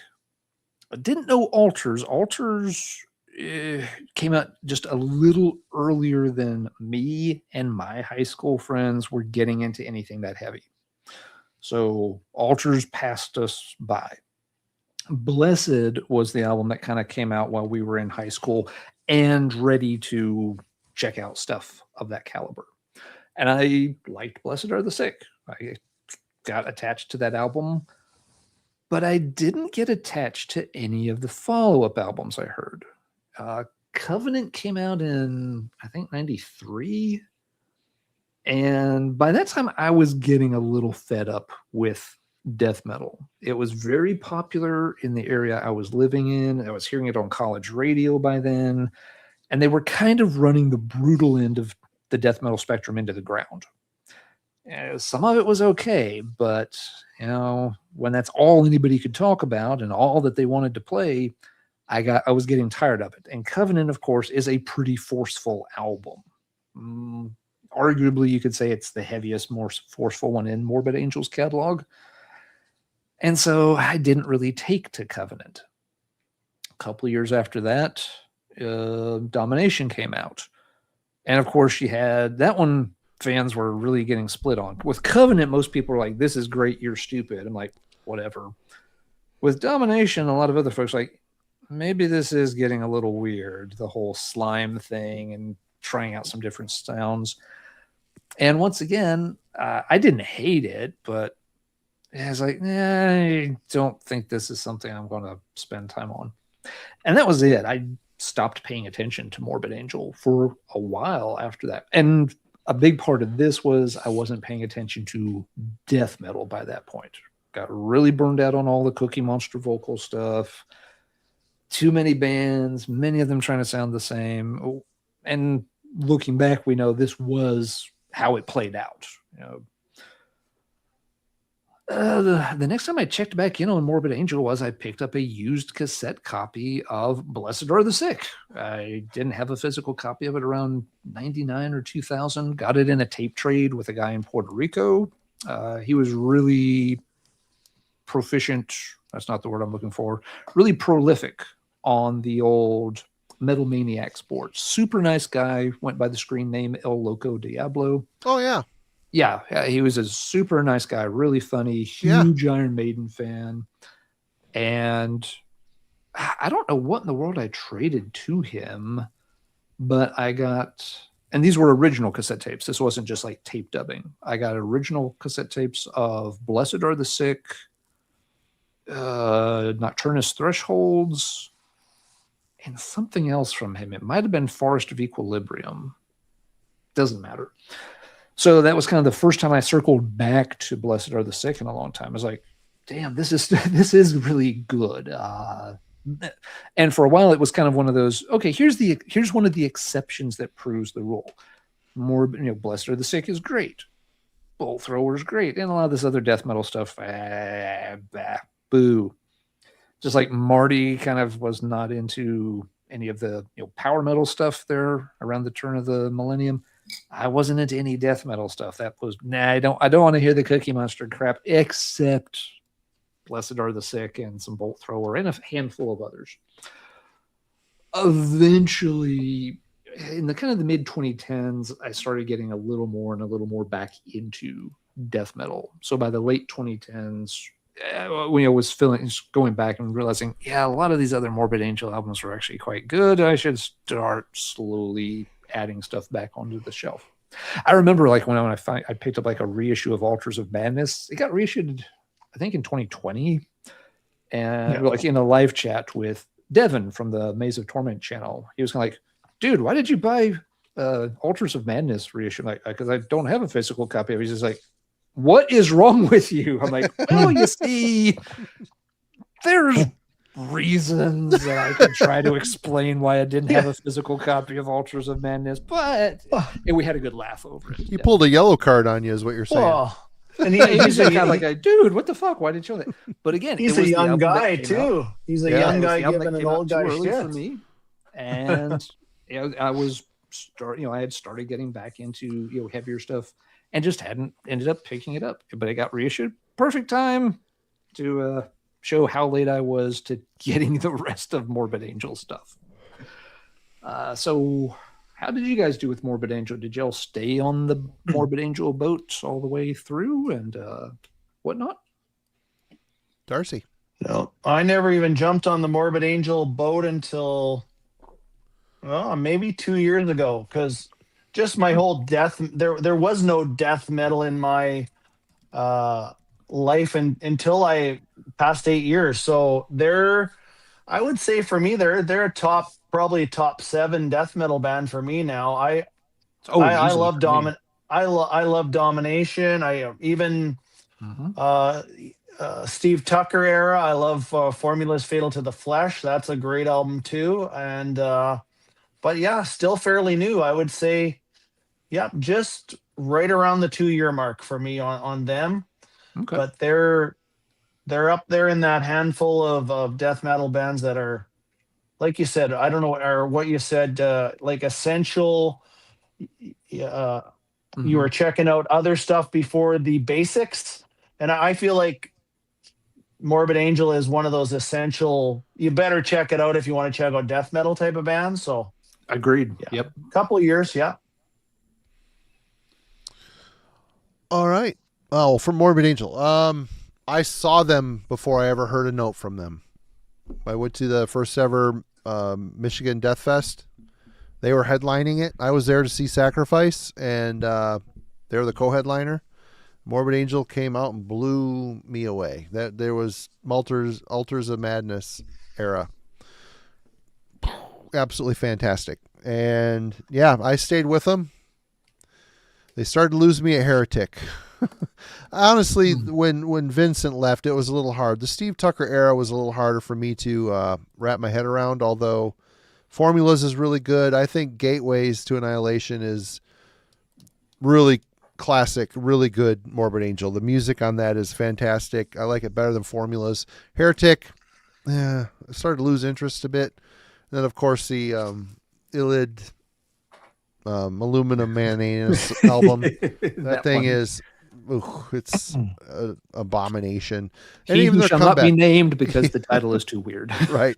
Yeah. They just even the comeback record, it's produced really strange. That could have been that was needed to hit, and I think he kind of ruined it. I saw an interview around that time where he was saying how he sees guitars as very percussive.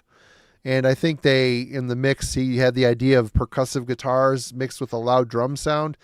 All you can hear, it feels like mostly all you're hearing is rhythm on that record. And you need to hear, death metal is more than just rhythm. You got to have riffs mixed in there too. I agree. At first, I did not care for that album, but I played it. I've revisited it, and I've actually come around. I think it's actually fairly good. It's different from the rest of the Morbid Angel catalog, but that's a good thing. It's at least a shift in a different direction. I have not overcome my distaste of it to go back to it. I still own it, but I haven't circled. There's other things I'd rather listen to at this point. Speaking of circling back to things, I remember we did the Morbid Angel discography with S. Craig Zoller several years ago. It was one of those classic Zoller episodes that goes for a long time. But I rewatched part of it recently. Don't ask why, I just did. And I had made a comment about Heretics I had forgotten about. I said something to the effect of that it'd be really interesting to take Heretic and try to reorganize the track list to see if it would sound better if you spaced out some of the instrumental things here and there rather than having a bunch of them clumped together and all. And I'm finally going to follow up on that. I've ordered a copy of Heretics. It hasn't come in yet. I'm hoping it hasn't gotten lost in the mail or something. But I ordered a copy of it a couple of weeks ago. When I get it, I'm going to put it into iTunes or something. And I am going to try shuffling it, basically. I want to try to see if I can find a track order where I feel like Heretics sounds a lot better if you play the songs in this sequence than in the sequence that is on the album. Because that was one of my comments about that. I was like, I feel like there's good music on here, but I just don't like the way the running order plays out, that it's really, really jerky. So I'm finally going to follow up on that if and when that CD finally shows up in the mailbox. Fingers crossed that it arrives. Right on. Is it my turn? It is your turn. Yep, I did Morbid Angel was my call. All right, well, let's do this. And I'm still, even though I own this, I'm still missing the boat, I think, on this. After ages of, I've seen this band live once. Well, just say it. St. Vitus. This is, I think Zoller sent this to me. And I don't mind the CD. I just don't get... I don't know. I just can't. I'm very late to them. I used to have a Thirsty and Miserable 12-inch I gave to Stephen O'Malley, of all people. I'm late to it. I should like this. It's kind of in a realm of, there's a little bit of a punk edge to them. They're pretty grungy. I saw them live. They're just very raw, and it's good, solid doom. I just don't know why I don't feel compelled. I haven't hit the right album yet that makes me want to. What do we say? What's the one we did on Album Club? Was it Die Healing? Die Healing. Yeah. Good. I don't feel compelled to go beyond that. I don't know what it is. What do you think it is? You're not a doom guy. I mean, you're just not. I'm a death doom guy. Well, although I did listen to Candlemass yesterday, so there's always exceptions to it. Sure, there's the doom I like. I really like. Yeah, but in general, most doom you don't warm up to a lot of doom metal, so it's not the least bit surprising to me that St. Vitus is a band it may just not be for you, and that's quite okay. I'm not a slam death metal guy. There may be an exception here and there, but yeah, it's any slam bands you mentioned. So, but it's probably just not for me. Not a big fan of that either. Yeah. But yeah, I mean, doom's always a genre that you kind of shy away from a little bit, and that's quite okay. Nobody likes everything. Yeah. What about you, Darcy, with St. Vitus? I don't know a lot about them. I'm just not a big doom guy overall. A little bit of Candlemass and I don't know. I don't know. I couldn't name a St. Vitus song to save my life, to be honest with you. Yeah. Mm. All I'm trying to right. remember, when did I get into St. Vitus? It wasn't like super early, but they're another band where their stuff was not easy to find until it got reissued later on. I have no. I think I got a CD copy. Oh no. Okay, now I do know. Took a minute to process there. It was a name I had heard, and I do like a lot of doom metal, so it was something that was on my radar for a while. I finally got a copy of the anthology, Heavier Than Thou, covered a lot of their SST material, and I got it at a Best Buy around, it would have been probably in 1995, give or take a year. This was back when Best Buy was one of the best places to go CD shopping at. Completely alien concept for Best Buy these days. And yeah, I absolutely loved a lot of it. It was a weird compilation because most of it, like 10 out of the 14 songs, let's say, are Wino era material. Several from Born Too Late, some from some of the other ones, right, like Dragon Time and stuff were represented. And the last 4 songs are Scott Rieger's tracks from the first mini album and Hallow's Victim. And I liked all of it, but there was obviously a very distinct break. But there really weren't any liner notes in the CD booklet to tell you what was going on with what. So I only had like a rudimentary idea. It's like, okay, obviously some of this stuff is different than others. We'll just have to poke around and explore. And as I picked things up over time, kind of pieced it together. Again, 95, you didn't really easily hop on the internet and learn much of anything about stuff. But so, yeah, once again, actually, this is another band I've been checking out and loving for right at the 30-year mark here in 2026. I like almost all of Vitus's stuff. There's some albums that are better than others, but yeah, they're a band I can get behind pretty much their entire catalog. 2 great singers, well, actually, and a third singer who was good, who's only on 1 album. Love David Chandler's guitar sound. It's, crazy, freaked out, wah-wah, psychedelic noise, freak out all over the place. It's perfect for the music. Right on. Okay. Darcy, you're up. Uh-oh. Darcy is frozen. Oop. Darcy has left the building. Darcy will be back. Maybe he was thirsty and or miserable talking about St. Vitus. Yeah. We'll say one thing here. Oop, wrong button. Let me do this again. Share screen. Tomorrow night, we've got good reminder. This happening. So definitely check out the Sabbatharium Hour, the second episode, or volume 2, we should say. Spaced, the final frontier. Dreadful Rick and Logan, the Metal and Beer Snob, will be joined by Aaron, the Metal Theologian. They'll be talking about Doom with space themes and whatnot. So it should be a fun episode. Definitely check it out. And our friends over at Mayhem Sunday, they will be on Sunday night at 8 o'clock as always. The ladies are taking over. Miss A and a lady named Megan are going to be interviewing another paranormal investigator. So go check them out. 8 o'clock over at Shredbeard's channel. Mm-hmm. The boys are playing hooky. That's a fun concept. Yeah. Good deal. Well, Alan, you want to go again? Sure. We'll put you up Darcy there. right. Yeah, we'll get Darcy back in the loop when he may have had like a connection drop or something. Yeah. No big deal. Let's see. Next one, looking at my list. Okay. I feel like I talked about this one very recently, so apologies to regular viewers if this is a story I told. Manila Road is a band I'm a little late to. Me too. And big time. Let's be honest. 99% of the heavy metal universe was late to Manila Road. I almost picked them, but I figured you would. So yeah, they had very, very underground following for the longest time. Now, to my credit, I get a few extra street cred points in the heavy metal universe. I did start checking them out well before most folks did. But my first attempt did not go well. I blind bought a copy of Into the Abyss from a vinyl dealer in early 97.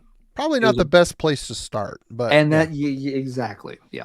They were a band name I had heard of a lot. They sort of had a reputation, like, okay, might be something cool. You never saw their stuff around.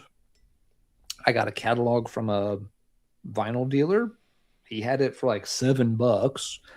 I'm like, you know what? I'm going to give this a try. Why not? He may have had other Manila Roads. I just bought the cheapest one because I was a broke college student. Into the Abyss is not the place I want to be in Manila Roads catalog. Yeah, for those. I'm back. There you go. No what problem. Happened? I don't know. Technical difficulty. Can you see me okay? Hear me? Yep. Mm-hmm. Yep. Okay, no sorry about that.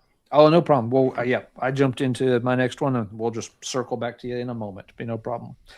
I'm revealing to the world that I was not a true Manila Road warrior all the way back to 1982, as it turns out. Okay. So, yeah, I got Into the Abyss in 97. And to this day, I don't like that album. At that time, I really didn't like that album. Had ordered it from this guy, got it shipped to me, played it a handful of times. And I was just like, what the hell is this mess? What's up, Daniel? It's thrashy-ish, and this guy's got this very nasally voice and a drummer who's like really trying too hard or something. I found it very off-putting. I'm like, okay, I don't know why people are into this band so much, but we getting rid of this shit the first chance we get, and I did. And now I had no interest in following up. I mean, I really did not like the album. It would have been probably like 2 or 3 years later, right around the turn of the century, I had moved over to the Carolinas. Really nice guy on the local metal scene named Chris. He was a drummer in one of the local bands, not a metal band. It was just like a rock band, but he's really a drummer. He was also on the old Metal Maniacs boards as Wizard of Magma. And we bonded there. His first ever post was asking if anybody knew about this weird first wave of Swedish heavy metal band named Proud. I'm just like, oh yeah, Fire Breaks the Dawn. He's just like, hi, new friend. And we met up, we traded records and stuff a few times, but he ended up, when he heard that, I was avoiding Manila Road because of Into the Abyss, he's just like, you started at the wrong place. Bless your heart, you didn't know any better. Here. Took a 90-minute TDK. He put Crystal Logic on one side, and he put Open the Gates on the other side. And that might be the best 90-minute TDK tape that has ever been assembled in the history of recorded music. Let's just be honest. As soon as I heard it, it took a long time to get to track 2 because I replayed the track Necropolis over and over and over driving to my parents' house. I think it was like Labor Day weekend or something. And I just kept rewinding the tapes. Like, this song is too damn good. I'm going to learn this song inside and out. I want to hear the rest of it, but I've got to play that song again. So I just kept rewinding the tape in the truck, driving down the interstate. So yes, then I was sold on Manila Road. And so, yeah, I was looking for, copies of Mystification and the Delusion stuff right before they started coming back with Atlantis Rising. And then all of a sudden, it's like everyone, of course, is like, oh, Manila Road, we love them. It's just like, you weren't talking about them 2 years ago. I was asking if anybody had their records, and nobody said anything. Now everybody's all of a sudden flocking to them. I'm really glad the band got that second chance and got a lot of accolades.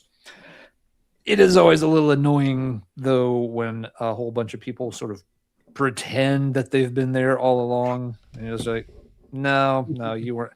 Look, I wasn't there all along, but I was here at least, maybe months or a year before you were, and you weren't there. I was in this room by myself. So yeah, had to reboot to get into Manila Road. Just started on the wrong album. That's me. Where are you guys at with Manila Road? Go ahead, Darcy. Uh-oh. Well, for me, story is been said a bunch. But yeah, again, Jeff Wagner made me a mixtape of a bunch of Manila Road songs, and And I have to ask again, what era or eras did he focus on? If you remember. Well, it was all before. Did I he's just- back. You're back. What the fuck? Okay, I don't know. Having technical difficulties, I guess. Yeah, I got into Manila Road a little bit from watching one of Aaron's videos. What did you mention? Gates, mysticism, is it called? And Mystification. Is it after the deluge? Just called the Deluge. Deluge. Okay, sorry. Yeah, that chunk, that I think, what is that? 80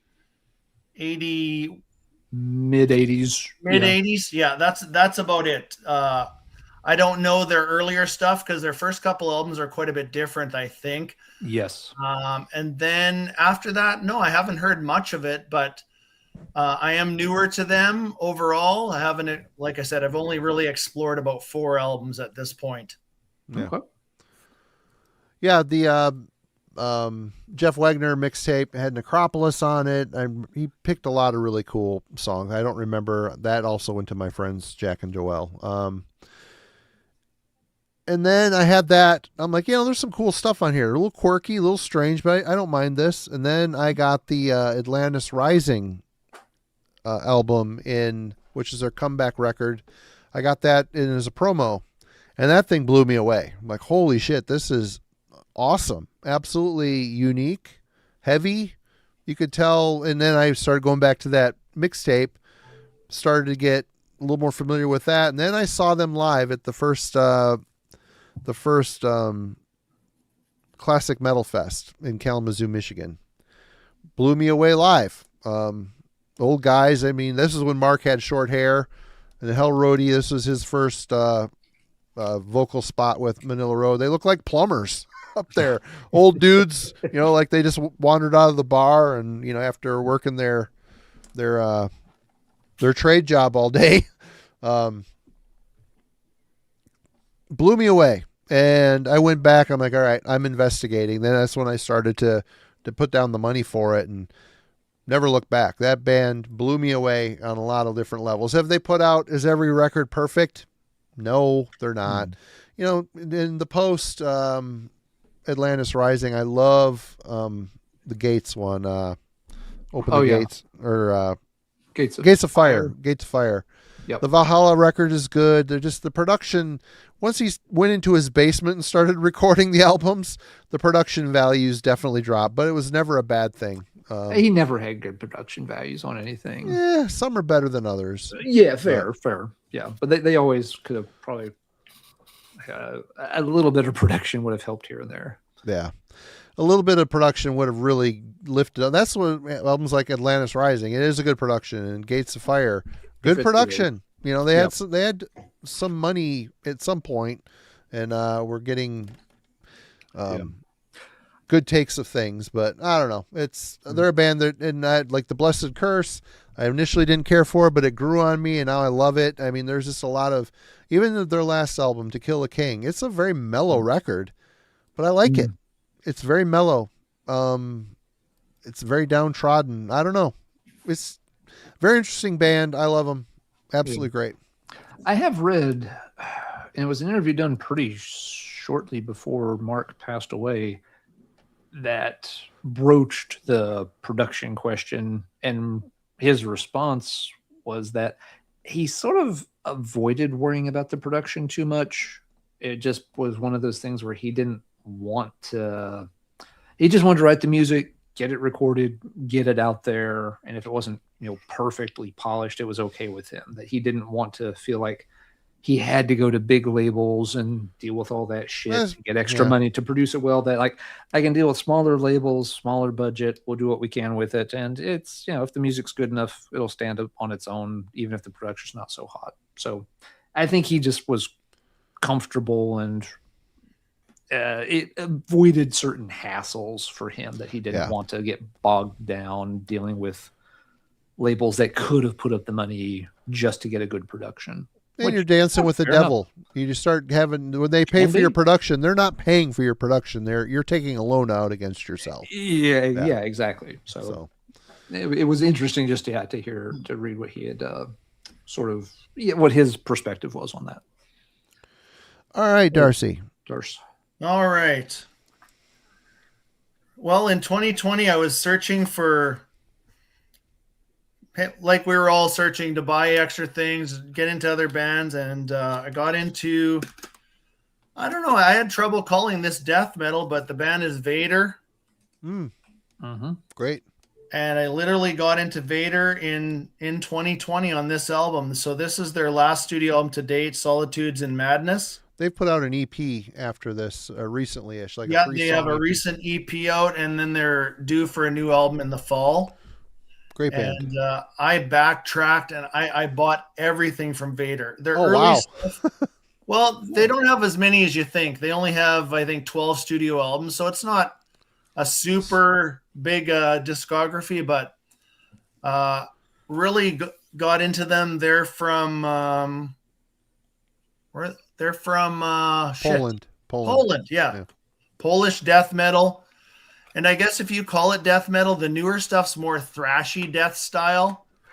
I discovered them on the song on here called Emptiness, Superb, and then I started just digging into all of their stuff. Their early stuff's more raw. And then they evolved. They just gradually evolved, and now they're just, I don't know. I think really Deep Profundus is where they became Vader. You know what I mean? Yeah, Deep Profundus was their second album, and then there's some really good albums in between. This is another one. Tough to pronounce, Tibia Tagna. I think it's maybe an Italian title or something like that. I'm not sure. Or I've never even seen that one. this is a great album. Actually, a song was recommended to me off of this album called Triumph of Death, and just check that track out alone. It's awesome. So yeah, I look forward to anything new from Vader these days. So, but I am, 2020 was my Vader entry point. Alan. Very cool. Vader's one I've barely ever cracked into. The only Vader album I've ever owned was Empire, which is fine. It feels like it's good. Silent Empire. Okay, thank you. It feels like it's a little plain, but not in a bad way. It's just like, okay, yeah, it's solid. I just never come across their stuff, or on the rare occasion when I do, it feels like it's severely overpriced. Yeah, it's just called Empire. Oh, I was thinking the song Silent Empire. Sorry. Okay. But you had me second guessing, Marty. Yeah. I am wrong. Wrong. Yeah, they're one of those bands that if they would pop up in used bins here or there, if I could find them, cheaper, I'm open to picking more of them up. Devin's recommended. He's like, I think you'd really like Vader, and Devin's got good taste in such stuff. I just don't find them for the right price, and I do worry a little bit. 12 albums isn't huge, but once again, as we've discussed a couple of times, I'm likely to jump in on the wrong album. Even Devin said, "Oh, you got Empire First?" Like, that's probably their worst album. I'm like, fuck. I do this every time. So I will probably check out more Vader at some point. They're on the list of things to get around to, but they're not at the top of the list of things to get around to. So I'm not on that boat. Maybe I hop on board sometime in the not so distant future. Try the one Impressions in Blood. It is fantastic. Okay, I'll keep that one in. Yeah, Dave Profundus, I know folks recommend a lot. Impressions in Blood, I'll keep that one in mind too. Easy Pleaser, thank you so much for the super chat. New subscriber. Thanks for spending some time with us. We appreciate you. Yeah, thanks for checking us out. Hope you're enjoying it. Marty, what's your history with Vader? It was, the whole buy up everything you can find on one record label. Well, Earache. I got the Ultimate Incantation. I don't know, probably the year it came out. Liked it. Wasn't blown away by it, but I liked it. It was in my rotation. And then Deep Profundus, that was where the sparks flew. Doc on drums. He was just an absolute precision blaster. but he had a lot of character in his blasting and his fills, and great drummer. Black to the Blind, Sothis, the Sothis EP, was a fan of that. Again, that was a very transitional point for the band. But once they became Vader, so to speak, yeah, I was all in. There's one of those bands that had that shock and awe element, the speed and the memorability and the riff work, and Peter's voice is just great. It wasn't so low down and brutal. He just had kind of a lot of contempt in his snarl. I just love it. You can kind of understand what he's saying. Very cool. Yeah. Very cool band. And like I said, I followed them. I might have a couple albums. I have Litany, a couple albums beyond that, but I don't have all of them. Like I said, Darcy's showing shit I have never even. I kind of come to a point where I stopped following them for some reason, for no reason other than. Can be hard to keep up with all of it. Hard to keep up with it, Yeah. But yeah, good pick, Darcy. Oh, it's my turn, isn't it? No, it's my turn. Oh. Yeah. Oh wait, no, because I did. No, we changed the rotation. Yeah, it is your turn.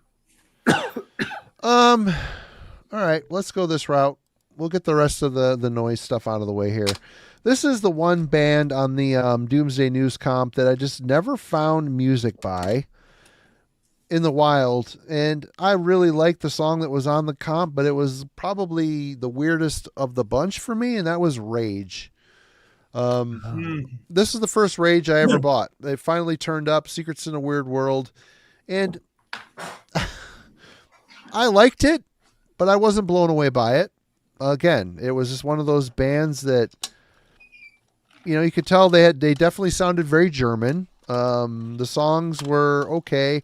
It was the one standout track on here was Invisible Horizons. What a great song. What an absolute great song. And then I ended up finding this at a record store somewhere. Perfect Man. This one is the one that came before Secrets in a Weird World. And this one clicked a lot better. Of course, you got Don't Fear the Winter on here, which is the ultimate in earworm technology. That's a chorus that stays with you for days after you've enjoyed the album.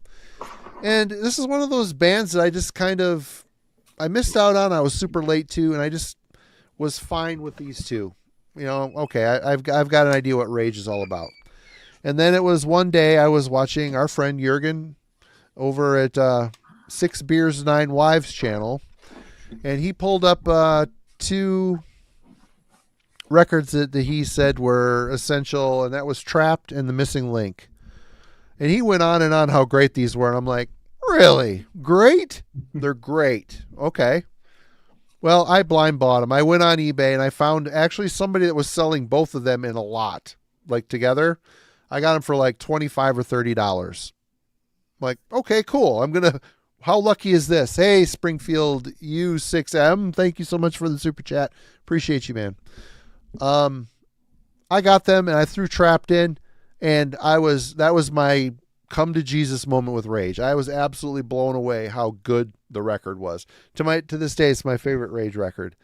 And Missing Link is just as good of a record. I think I like Trapped a bit better, but I mean, you could tell they wrote them, as we've all come to learn. Peavy is a very prolific songwriter, and he could put out probably 2 records a year if the powers would let him do so. But 1-2 punch, 2 great records. Jurgen was completely right, and it started me on the hunt. As it is, my kid's into Rage too. He's got Rage albums I don't have. I have Rage albums he doesn't have. But between both of us, we have about 3/4 of the collection in this house. It isn't complete yet. There's so much of it. Hey, thanks bunch, Lee. Appreciate you, man. Everybody go check out Mayhem Sunday over at Treadbeard. That is a good, fun time. Definitely. Yeah, Rage. What do you guys think? We all know that Darcy's a fan here for sure. Yeah, I'm a huge fan. This is I picked up this box set. I got my kid that for Christmas. I got that for my kid for Christmas a couple years ago. Ordered it from Peavy. It was very cool. Yeah, me too. And I got some autograph stuff in here. And this is my favorite era of the band too, with Manny Schmidt and Peavy and those albums. I'm the same as you. I absolutely loved Perfect. I love Perfect Man and Secrets in a Weird World. And then I heard Trapped, Missing Link, um, Reflections of a Shadow is a little bit down there, but Some not good as stuff good as on it, those though. other four. But Yeah. The Missing Link though and Trapped, superb albums. So then I went crazy. I think I now am only short on. I'm only missing. I think the album called 21 and Spiders in a Web or Spiders That's a Up a good Web. record. My kid has that. There's some really good Yeah. songs on that. I'm literally missing two, and I'm right up to date with their brand new album from 2025. I have not heard the whole thing yet. A New World Rising. They're back to, well, the past couple albums are back to being a three-piece. Their other guitar player has left. So yeah, love Rage, big fan. But yeah, that the Refuge era, whatever they call it, with Manny Schmidt and what's the Greek guy, the drummer? I don't remember. Anyways, that when they were a trio like that, I loved it. I love it. Even their early stuff's good too. Even the Avenger album. Oh yeah, Prayers Are Still. Yeah, great stuff. Big fan. Hell yeah. How about you, Alan? Oh, go ahead. But I was late, so Yeah. definitely I haven't been there since day one. That's for sure. Alan. This was a band where I checked out the boat pretty early, kind of walked on board, walked around the deck a couple of times, and hopped off and didn't come back for a while. I found their first two albums, the ones that, Daniel was just mentioning in the chat. I found them when I got to college. They were in the used CD bin at one of the local record stores. I picked them both up, and I never really connected with either of them at the time. I don't really know what it was. I felt like the first album was very fast, very speed metal, but the guy was singing very high. Production didn't seem all that great. And those noise CDs is something I learned along the way later. Noise CDs pressed from that era don't sound very good. They have that classic late 80s CD problem where the sound levels are very low. So you got to crank your stereo really loud to hear shit on them. I still have a couple of things like that. I think my copy of Port Royal is from that era. And you got to play it twice as loud as any other CD. And even then, it just doesn't sound all that great. It's a known issue. I've seen other people discuss it in the live chat on other shows where I don't know the technical terms for it, but just the way they recorded and pressed the music onto the CDs, so to speak, was very subpar at that time. So I ended up getting rid of those and kind of felt like, okay, gave them a chance. 2 albums, don't like either of them. Fuck this band. Years later, I got a copy of Trapped in a CDR trade. Somebody probably just threw it in on a giant trade. Like, hey, you like a lot of German metal bands. You really ought to check this one out. And yeah, liked the album quite a bit. It's in probably my top 3 Rage albums. But I didn't fully explore the catalog until we did the deep dive episode with Jurgen, which I think that one was just last year. Maybe very late in 2024. Yeah, I don't remember. It's all the same. well, let's say within the past year and a half at most. The Rage catalog for me, there's a lot of good albums in it. There were albums that I didn't connect with. The ones where they get a lot more symphonic and orchestral, I tend to feel like that's interesting. It's kind of cool they're doing that, but I don't know if these are albums I would ever really play very much. And there were some eras where it just felt like, yeah, they're trying to be a little too catchy here, maybe.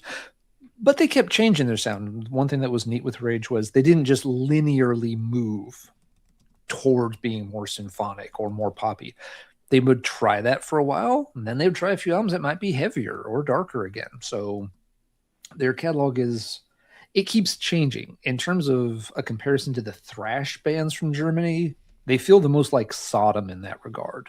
That Sodom never changed linearly. They would go back and forth and always keep tweaking and experimenting with the sound. Rage does the same thing.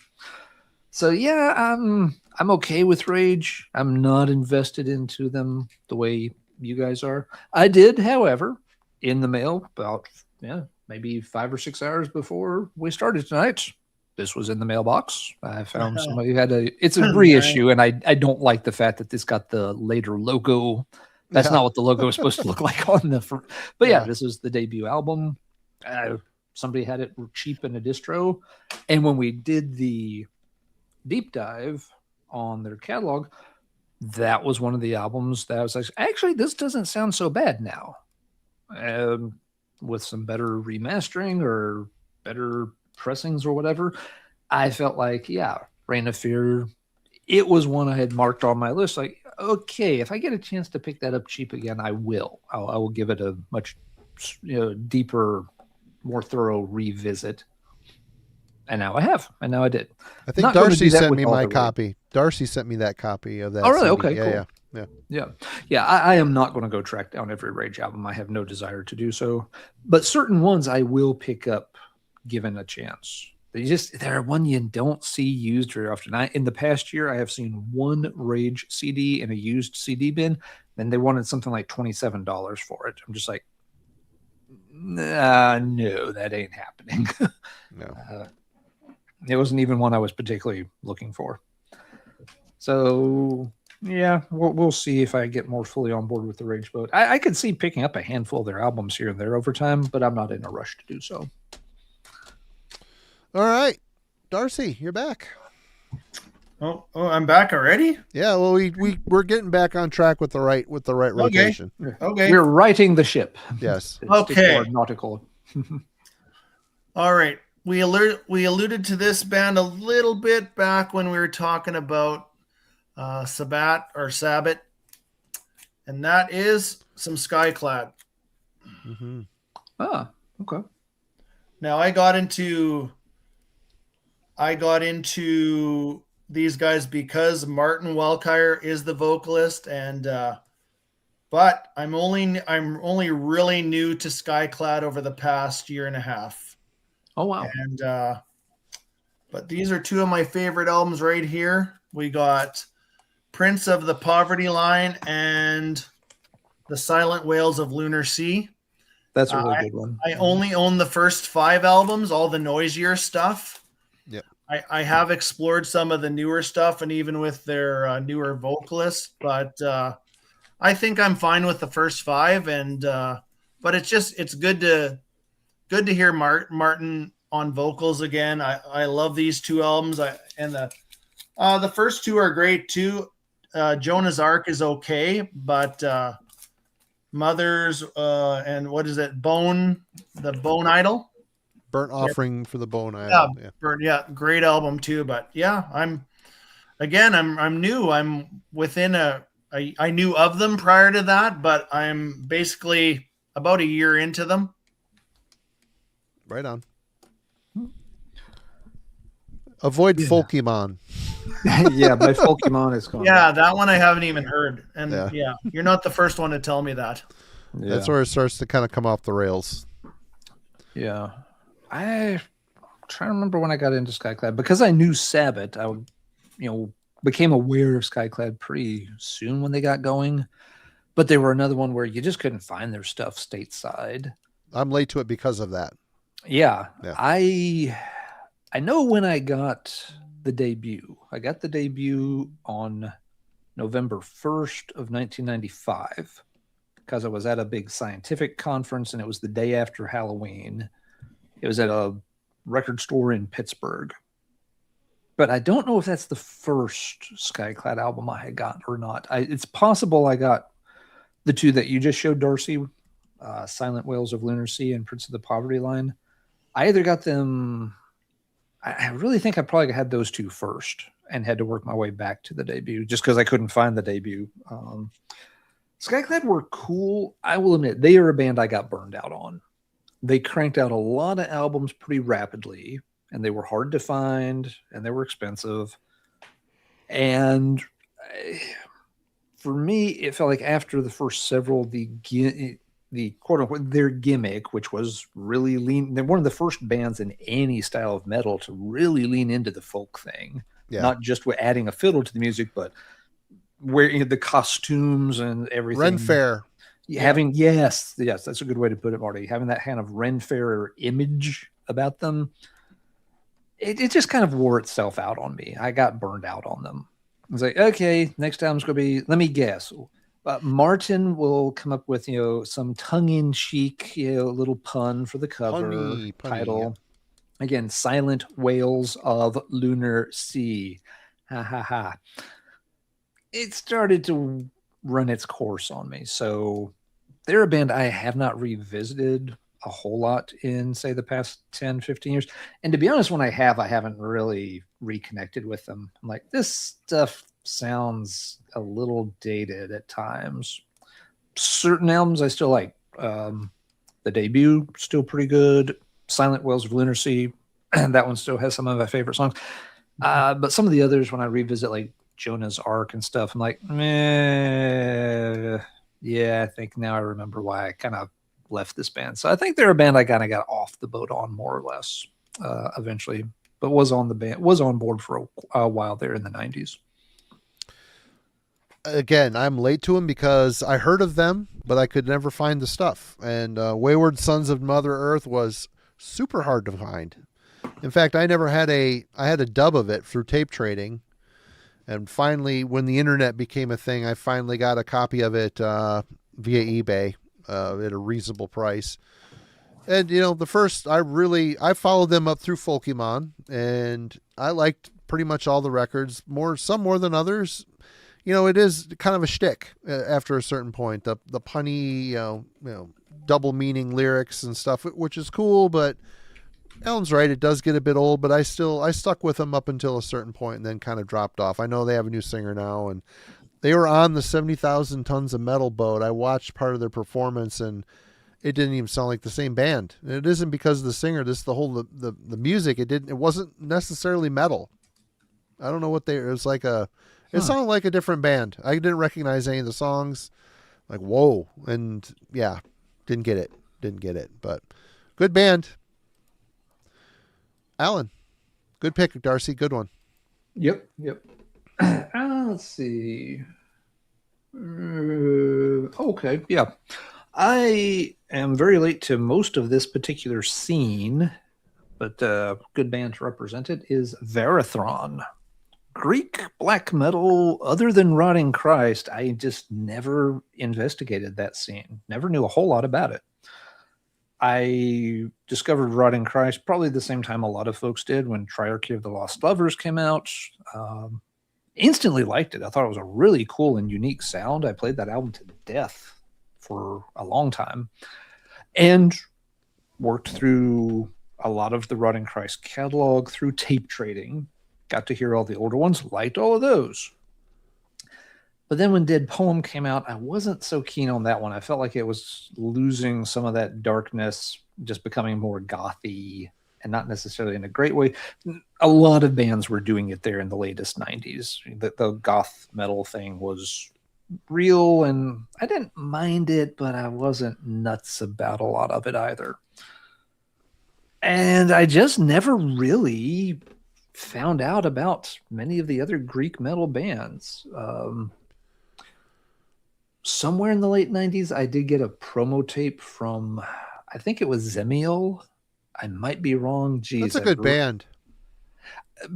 I remember it being okay. It was sent to a guy. I was, helping a guy with a very small zine, band. He was getting a few demos from bands here and there. Ones that he couldn't really grok, he would send on to me to review. And I don't remember if I ended up reviewing that one or not. It was kind of interesting, but... Which one was it? I have no idea. It may not even, to be honest, I'm not even sure it was Zemiel. I'd have to really do some digging to see if it was that band or some other band. And that was kind of it for my exposure to Greek black metal forever. Verathron, the Necromantias of the world, they just never came up in tape trading conversations. They didn't seem to get discussed very much on the metal forums in the early 2000s. I at least would have registered the fact that I may not have ran out and checked them out, but nobody was talking about it. They didn't get included on things like those Blackened compilations. So there was just kind of this blind spot that for Greek black metal other than Rotting Christ. The first Verathon album I heard was the most recent one, Crimson Temple, from just a few years ago. And that's a fantastic album. It's one of my favorites from that year. It's got such a cool sound and atmosphere to it.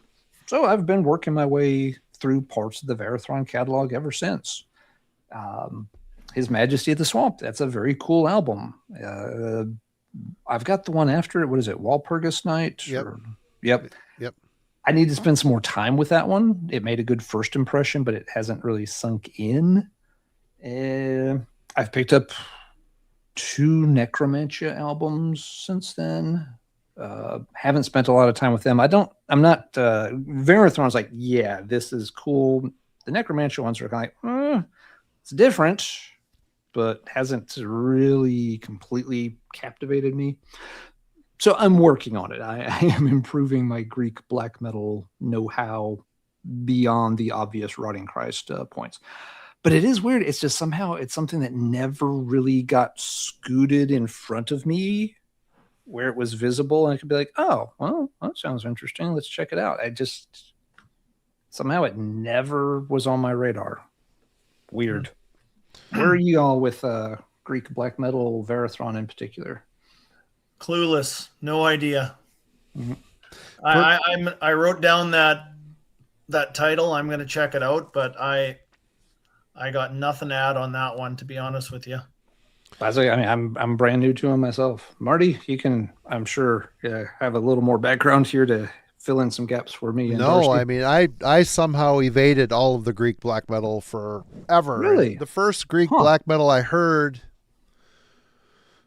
where I really started to pay attention, would be Triarchy of the Lost Lovers. When I got a promo of that Rotting Christ album, it was their debut for Century Media, or Century Black, or whatever the hell it was at that time.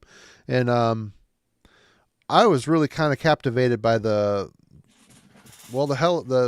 Greek sound, that sound in the kind of a folky kind of gallop in the riff work. And then I started to investigate. I heard His Majesty at the Swamp. Verathron, I would hear some things here and there, but what really blew me away with Verathron was Stygian Forces of Scorn. What a great record. I bought that on vinyl, blew me away. And then I'm buying the stuff. And Verathron is a band that always been consistently good in my department. Even like Crow's Reign, all those records they're solid, really good, solid Greek black metal. And it's funny that you mentioned the Greek black metal thing, because I pulled some as well. Like I said, I was super late to the party, and I finally picked up Necromantia. I figured, you got to get the big 4 of the whole scene, right? Mm-hmm. And this is of the bigger bands that came out around this time. I have Scarlet Evil Witching Black, which is the second record, and then I have Crossing the Fiery Path. This record sucks. It's just bad.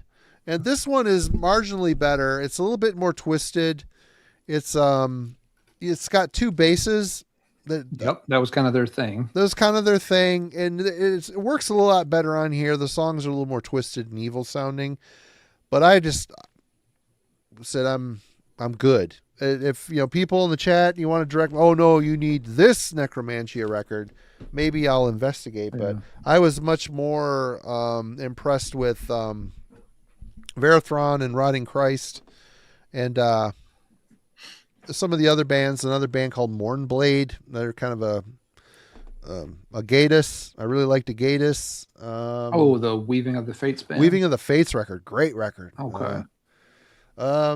Yeah, we just did Macabre Omen. You should check out Macabre Omen. That's a great Greek band. Yeah, and they had something by them at the local store last time I was there, but it's like I looked at it but it's like an anthology of. It's a demos bunch of the or something. demos and split material. I just And I bought feel like- that. It's the only one I don't have by them. So Yeah, I usually don't like to start with that kind of material by a band just because it's going to be a really disjointed feeling release where you've got stuff from different eras. If it had been one of the studio albums, I probably would have bought it. Gods of War at War would be probably a good one for you to start. It's very excellent. Very excellent. Okay. I'll have to keep an eye out for it. 'Cause, yeah, I would listen to that or most of that album club, and it sounds like the kind of thing I would probably like. Well, we have time for maybe one more round. Darcy, you got one more in you? Yeah, I want to do something that you guys might not know. Are you guys fans of Loudness? You remember Loudness? Yeah. So I wouldn't There say was- fan, but I have a couple tapes and I like them. Yeah. yeah, like Thunder in the East. I mean, I remember getting that. Hurricane Eyes, I think, is the other one. Hurricane Yeah, something. yeah. So I was kind of always just a fan of a pocket of Loudness, Japanese metal band, and I didn't know a lot about anything Japanese metal band till I watched an episode of Metal School and what's that other guy's name? That Rageaholic guy. Oh, He does the Razor Metal Fist. Mythos. Razor Fist. Yeah, he does the Metal Mythos videos. So Yeah. I don't watch his regular programming, just his metal stuff. And I got hooked on a band called Anthem. So Oh. Anthem are kind of known as the Japanese Judas Priest. Mm-hmm. And this is their third album called Bound to Break. Yeah, Jurgen knows these guys a bit too. So, well, Jurgen knows everything, so it doesn't matter. Yeah. That's no shock. Or he drank them under a table at some point when he came through Germany. Two great vocalists. This one is Eizo Sakamoto on vocals. And then I'll show you one of their newer albums with Yukio Morikawa on vocals. So this is another newer one, I think 2014, called Absolute World. Just great heavy metal. And they're very popular in Japan. Mm-hmm. How many? 17 studio albums, I think they have. Holy crap. Yeah, I really like these guys. I would put them, well, first of all, Loudness has a very spotty discography of about 27 different albums. I would put Anthem ahead of these guys. So, but if you want to check out at least one of their earlier albums, Bound to Break. Oh, there. Yep, Sunday's actually got that one ordered right now. Right on Sunday morning. Yeah. So great album.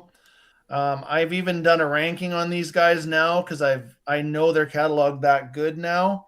Cool. But yeah, I recommend you check them out. If you only ever have known about Loudness as a Japanese or what else, Japan, that's another one. Mm-hmm. Tightrope, that's a great album too. But yeah, check out some Anthem. Yeah. Tightrope is the only one I ever had. I did have a copy of that back in the day. And yeah, it was a solid album. I, at some point, traded it away or something. I had no idea their catalog was that deep. That's crazy. How many albums you say? 27? No. 17. Loudness has Oh, 27 yeah. studio albums. They're all over the place with their discography. But no, I think 17 albums. So that's a lot. That's Yikes. great. Yeah. Yeah. Yeah, they've been around since the early 80s too. So they're, the producer Chris Sangrides. Yeah. Oh, yeah. Mm-hmm. Yeah, he produced probably 7 or 8 of their albums. So Wow. right around even right around the Painkiller era when he produced Painkiller for Priest, he was still doing Anthem albums at the time. Okay. Wow. Right on. Yeah, very interesting. I had no idea. All right. I need to check them out. I know people in our Discord server are often talking fondly about them. So them and Love Bites. Oh, yeah. All right, Ellen. Last one. What do you got? Love Bites has a big old boat on the cover of their new album, too. Yeah, they do. Yeah. Let's see. For the last one, I am going to go with Panopticon. Panopticon was a COVID band for me. And obviously they existed for quite a while before COVID came around. Yep.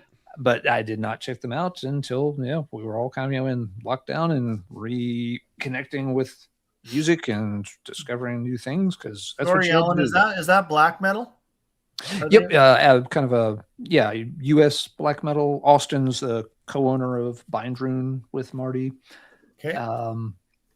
best known for including like a lot of, say, Americana type influences, country, folk type instrumentation and stuff in some of his seminal works. And the thing with Panopticon, I was aware of them much earlier than that. I remember them getting talked about a bit on some forums when Kentucky came out. That, of course, was the album that, really sort of put them on the map a lot. And I saw people talking about it, and I didn't really ever make the connection of what the heck it was. I was just like, okay, it's a black metal band, and they've made an album called Kentucky? How does that work? And I kind of just got stuck on that. The forums were definitely, that was really, really late stage for things like the Lapland Metal Forum. I didn't visit them very often. There were a lot of issues with some of those classic forums by that late in the game. So I think it was one of those that just kind of came out at a point where I wasn't checking out as much new metal, was definitely distracted with new jobs, family stuff and all that. And so it stuck with me because it was such an odd album title and a different kind of band name. But nobody, again, I wasn't even doing CDR. It was too late for CDR trading and all that stuff had even gone by the wayside by then. So I never checked them out. It was just like, a black metal band made an album called Kentucky. Why would you make an album called Kentucky as a black metal band? That's, even as an American black metal band, what's black about Kentucky? The coal mining thing, that was the piece of the puzzle that I missed. So it wasn't until we were all in COVID lockdown stuff that I had a chance to look into Panopticon. And realize that, obviously very creative and amazing band. Lots of stuff. Kentucky was the first one I checked out, and really got enamored with that one. But I like a lot of the stuff that came. I worked backwards from there first, and I really like the albums that came out before that one. They didn't yet have that whole banjo and Americana feel to them. They were just really well done, dark and emotional black metal albums. I really liked the liner notes on the Subject of Mortality album, where he's sort of explaining where all this was coming from. Great lyrics on that album, and it was interesting kind of reading his thought process on how he put that album together. And then there was I'm blanking on the title, the Social Services album, but it's called Unsocial Services or something. What's the title for that one? Social Disservices. Social Disservices. Social Disservice. There we go. Yeah. That is one of the most harrowing albums to listen to, and you really don't want to read the lyrics to that one. That's really, really dark and grim stuff. So Panopticon, great band. I missed the boat because I couldn't figure out how Kentucky fit on the black metal boat, and I just wasn't paying enough attention to put the pieces together. Yeah. So that'll be my last one for the night. Darcy, you haven't heard, I'm assuming? No. What could a guy start with? What is a good suggestion? How many albums do they have out? I should know the answer to this. They just released album number 12. Yeah. I believe is the most recent one. There's a bazillion of them sitting in my garage right now. Yeah. It's hard to recommend one, Darcy, just because they've definitely changed sound with some different eras. Gotten more cinematic over the years. Yeah. It kind of depends on how you like your black metal. I don't know, chat, what do you think? What would you all recommend to Darcy as a place to start in the Panopticon catalog? Darcy, I will do you still have your US post office box? Yipper. Okay. I'll send you a little package here. We'll have to get that sorted out. We'll get you hooked up. Cool. Thank you. Yep. All right, Marty, what is your last pick before this boat comes into dock for the evening? Well, Eric said I was showing all the boomer shit tonight, so I might as well continue with the boomer finale. I'm super late to this band, and it is Saxon. Wow. It's just the style of, new wave of British heavy metal stuff. I'm pretty, unless it's Maiden or Priest. I'm really uneducated. And, I might have heard a Saxon song here or there throughout the years, but I just, in one ear out the other, discredited it. I can't remember if I got Crusader first or this one, but I heard this record. This is Burial or Killing Ground. And something really clicked with me with this record. This is my aha moment with this band. It sounds like they're just trying to be a little bit more metal and a little less, rock based. And there's this is like the start of a 3-record run. Lionheart and Inner Sanctum, I believe. All 3 of those records, Burial Ground or Lionheart in particular, almost feels a bit like a power metal record. A little bit.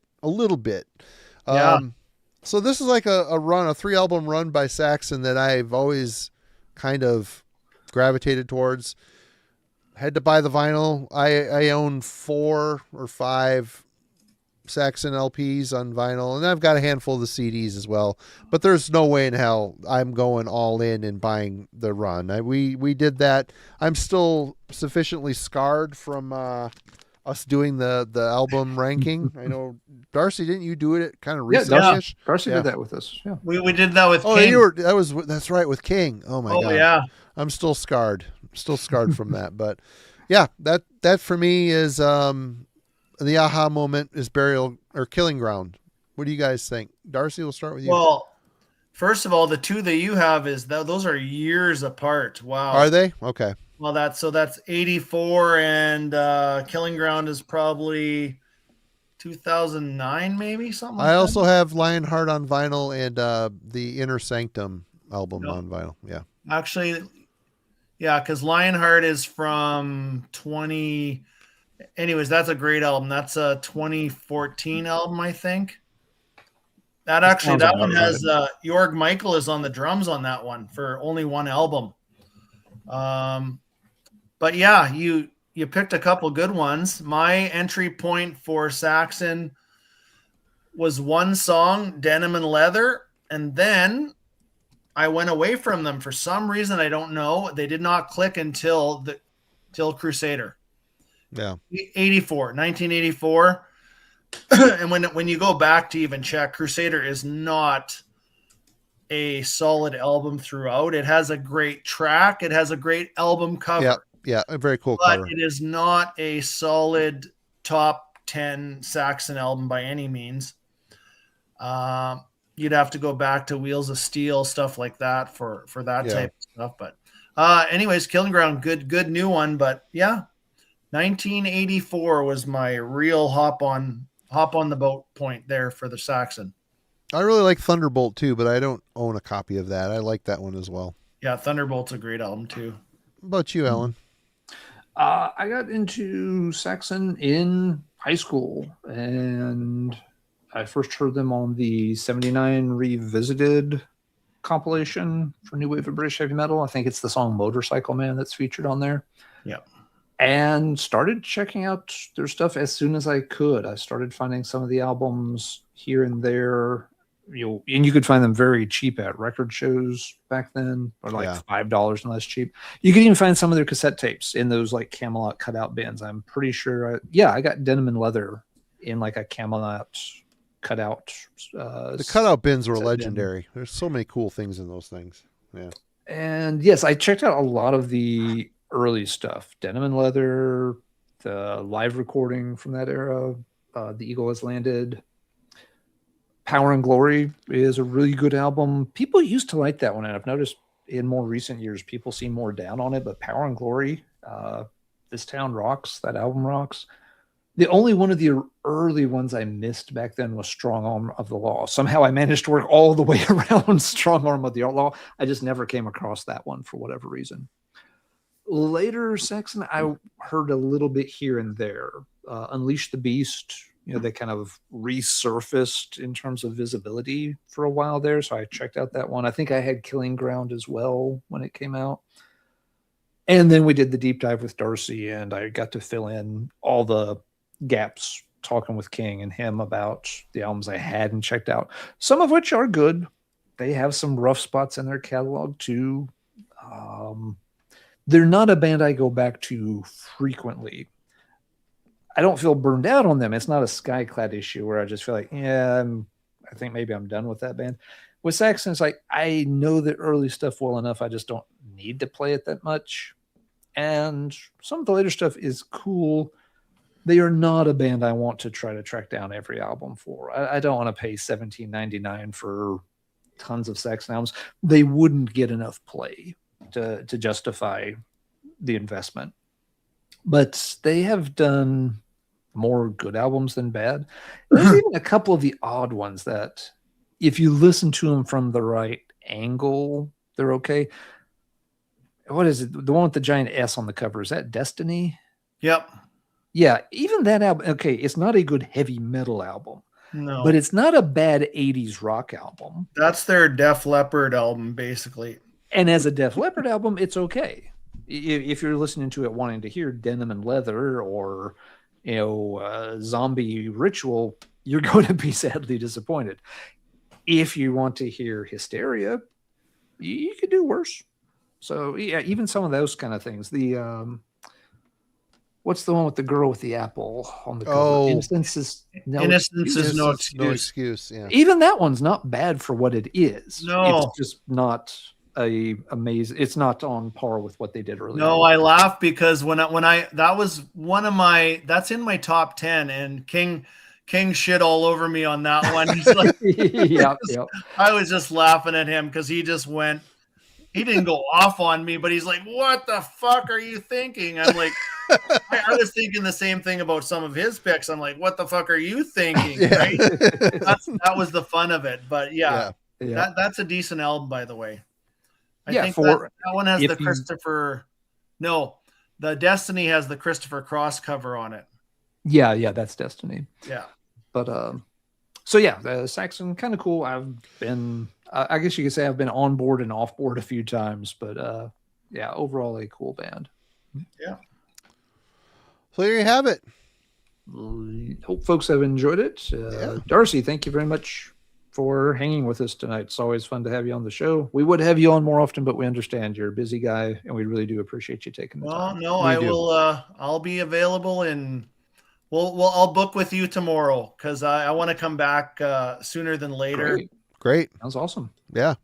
Definitely. Absolutely. Good to see you, man. We've been wondering how you're doing, so it's good to see you.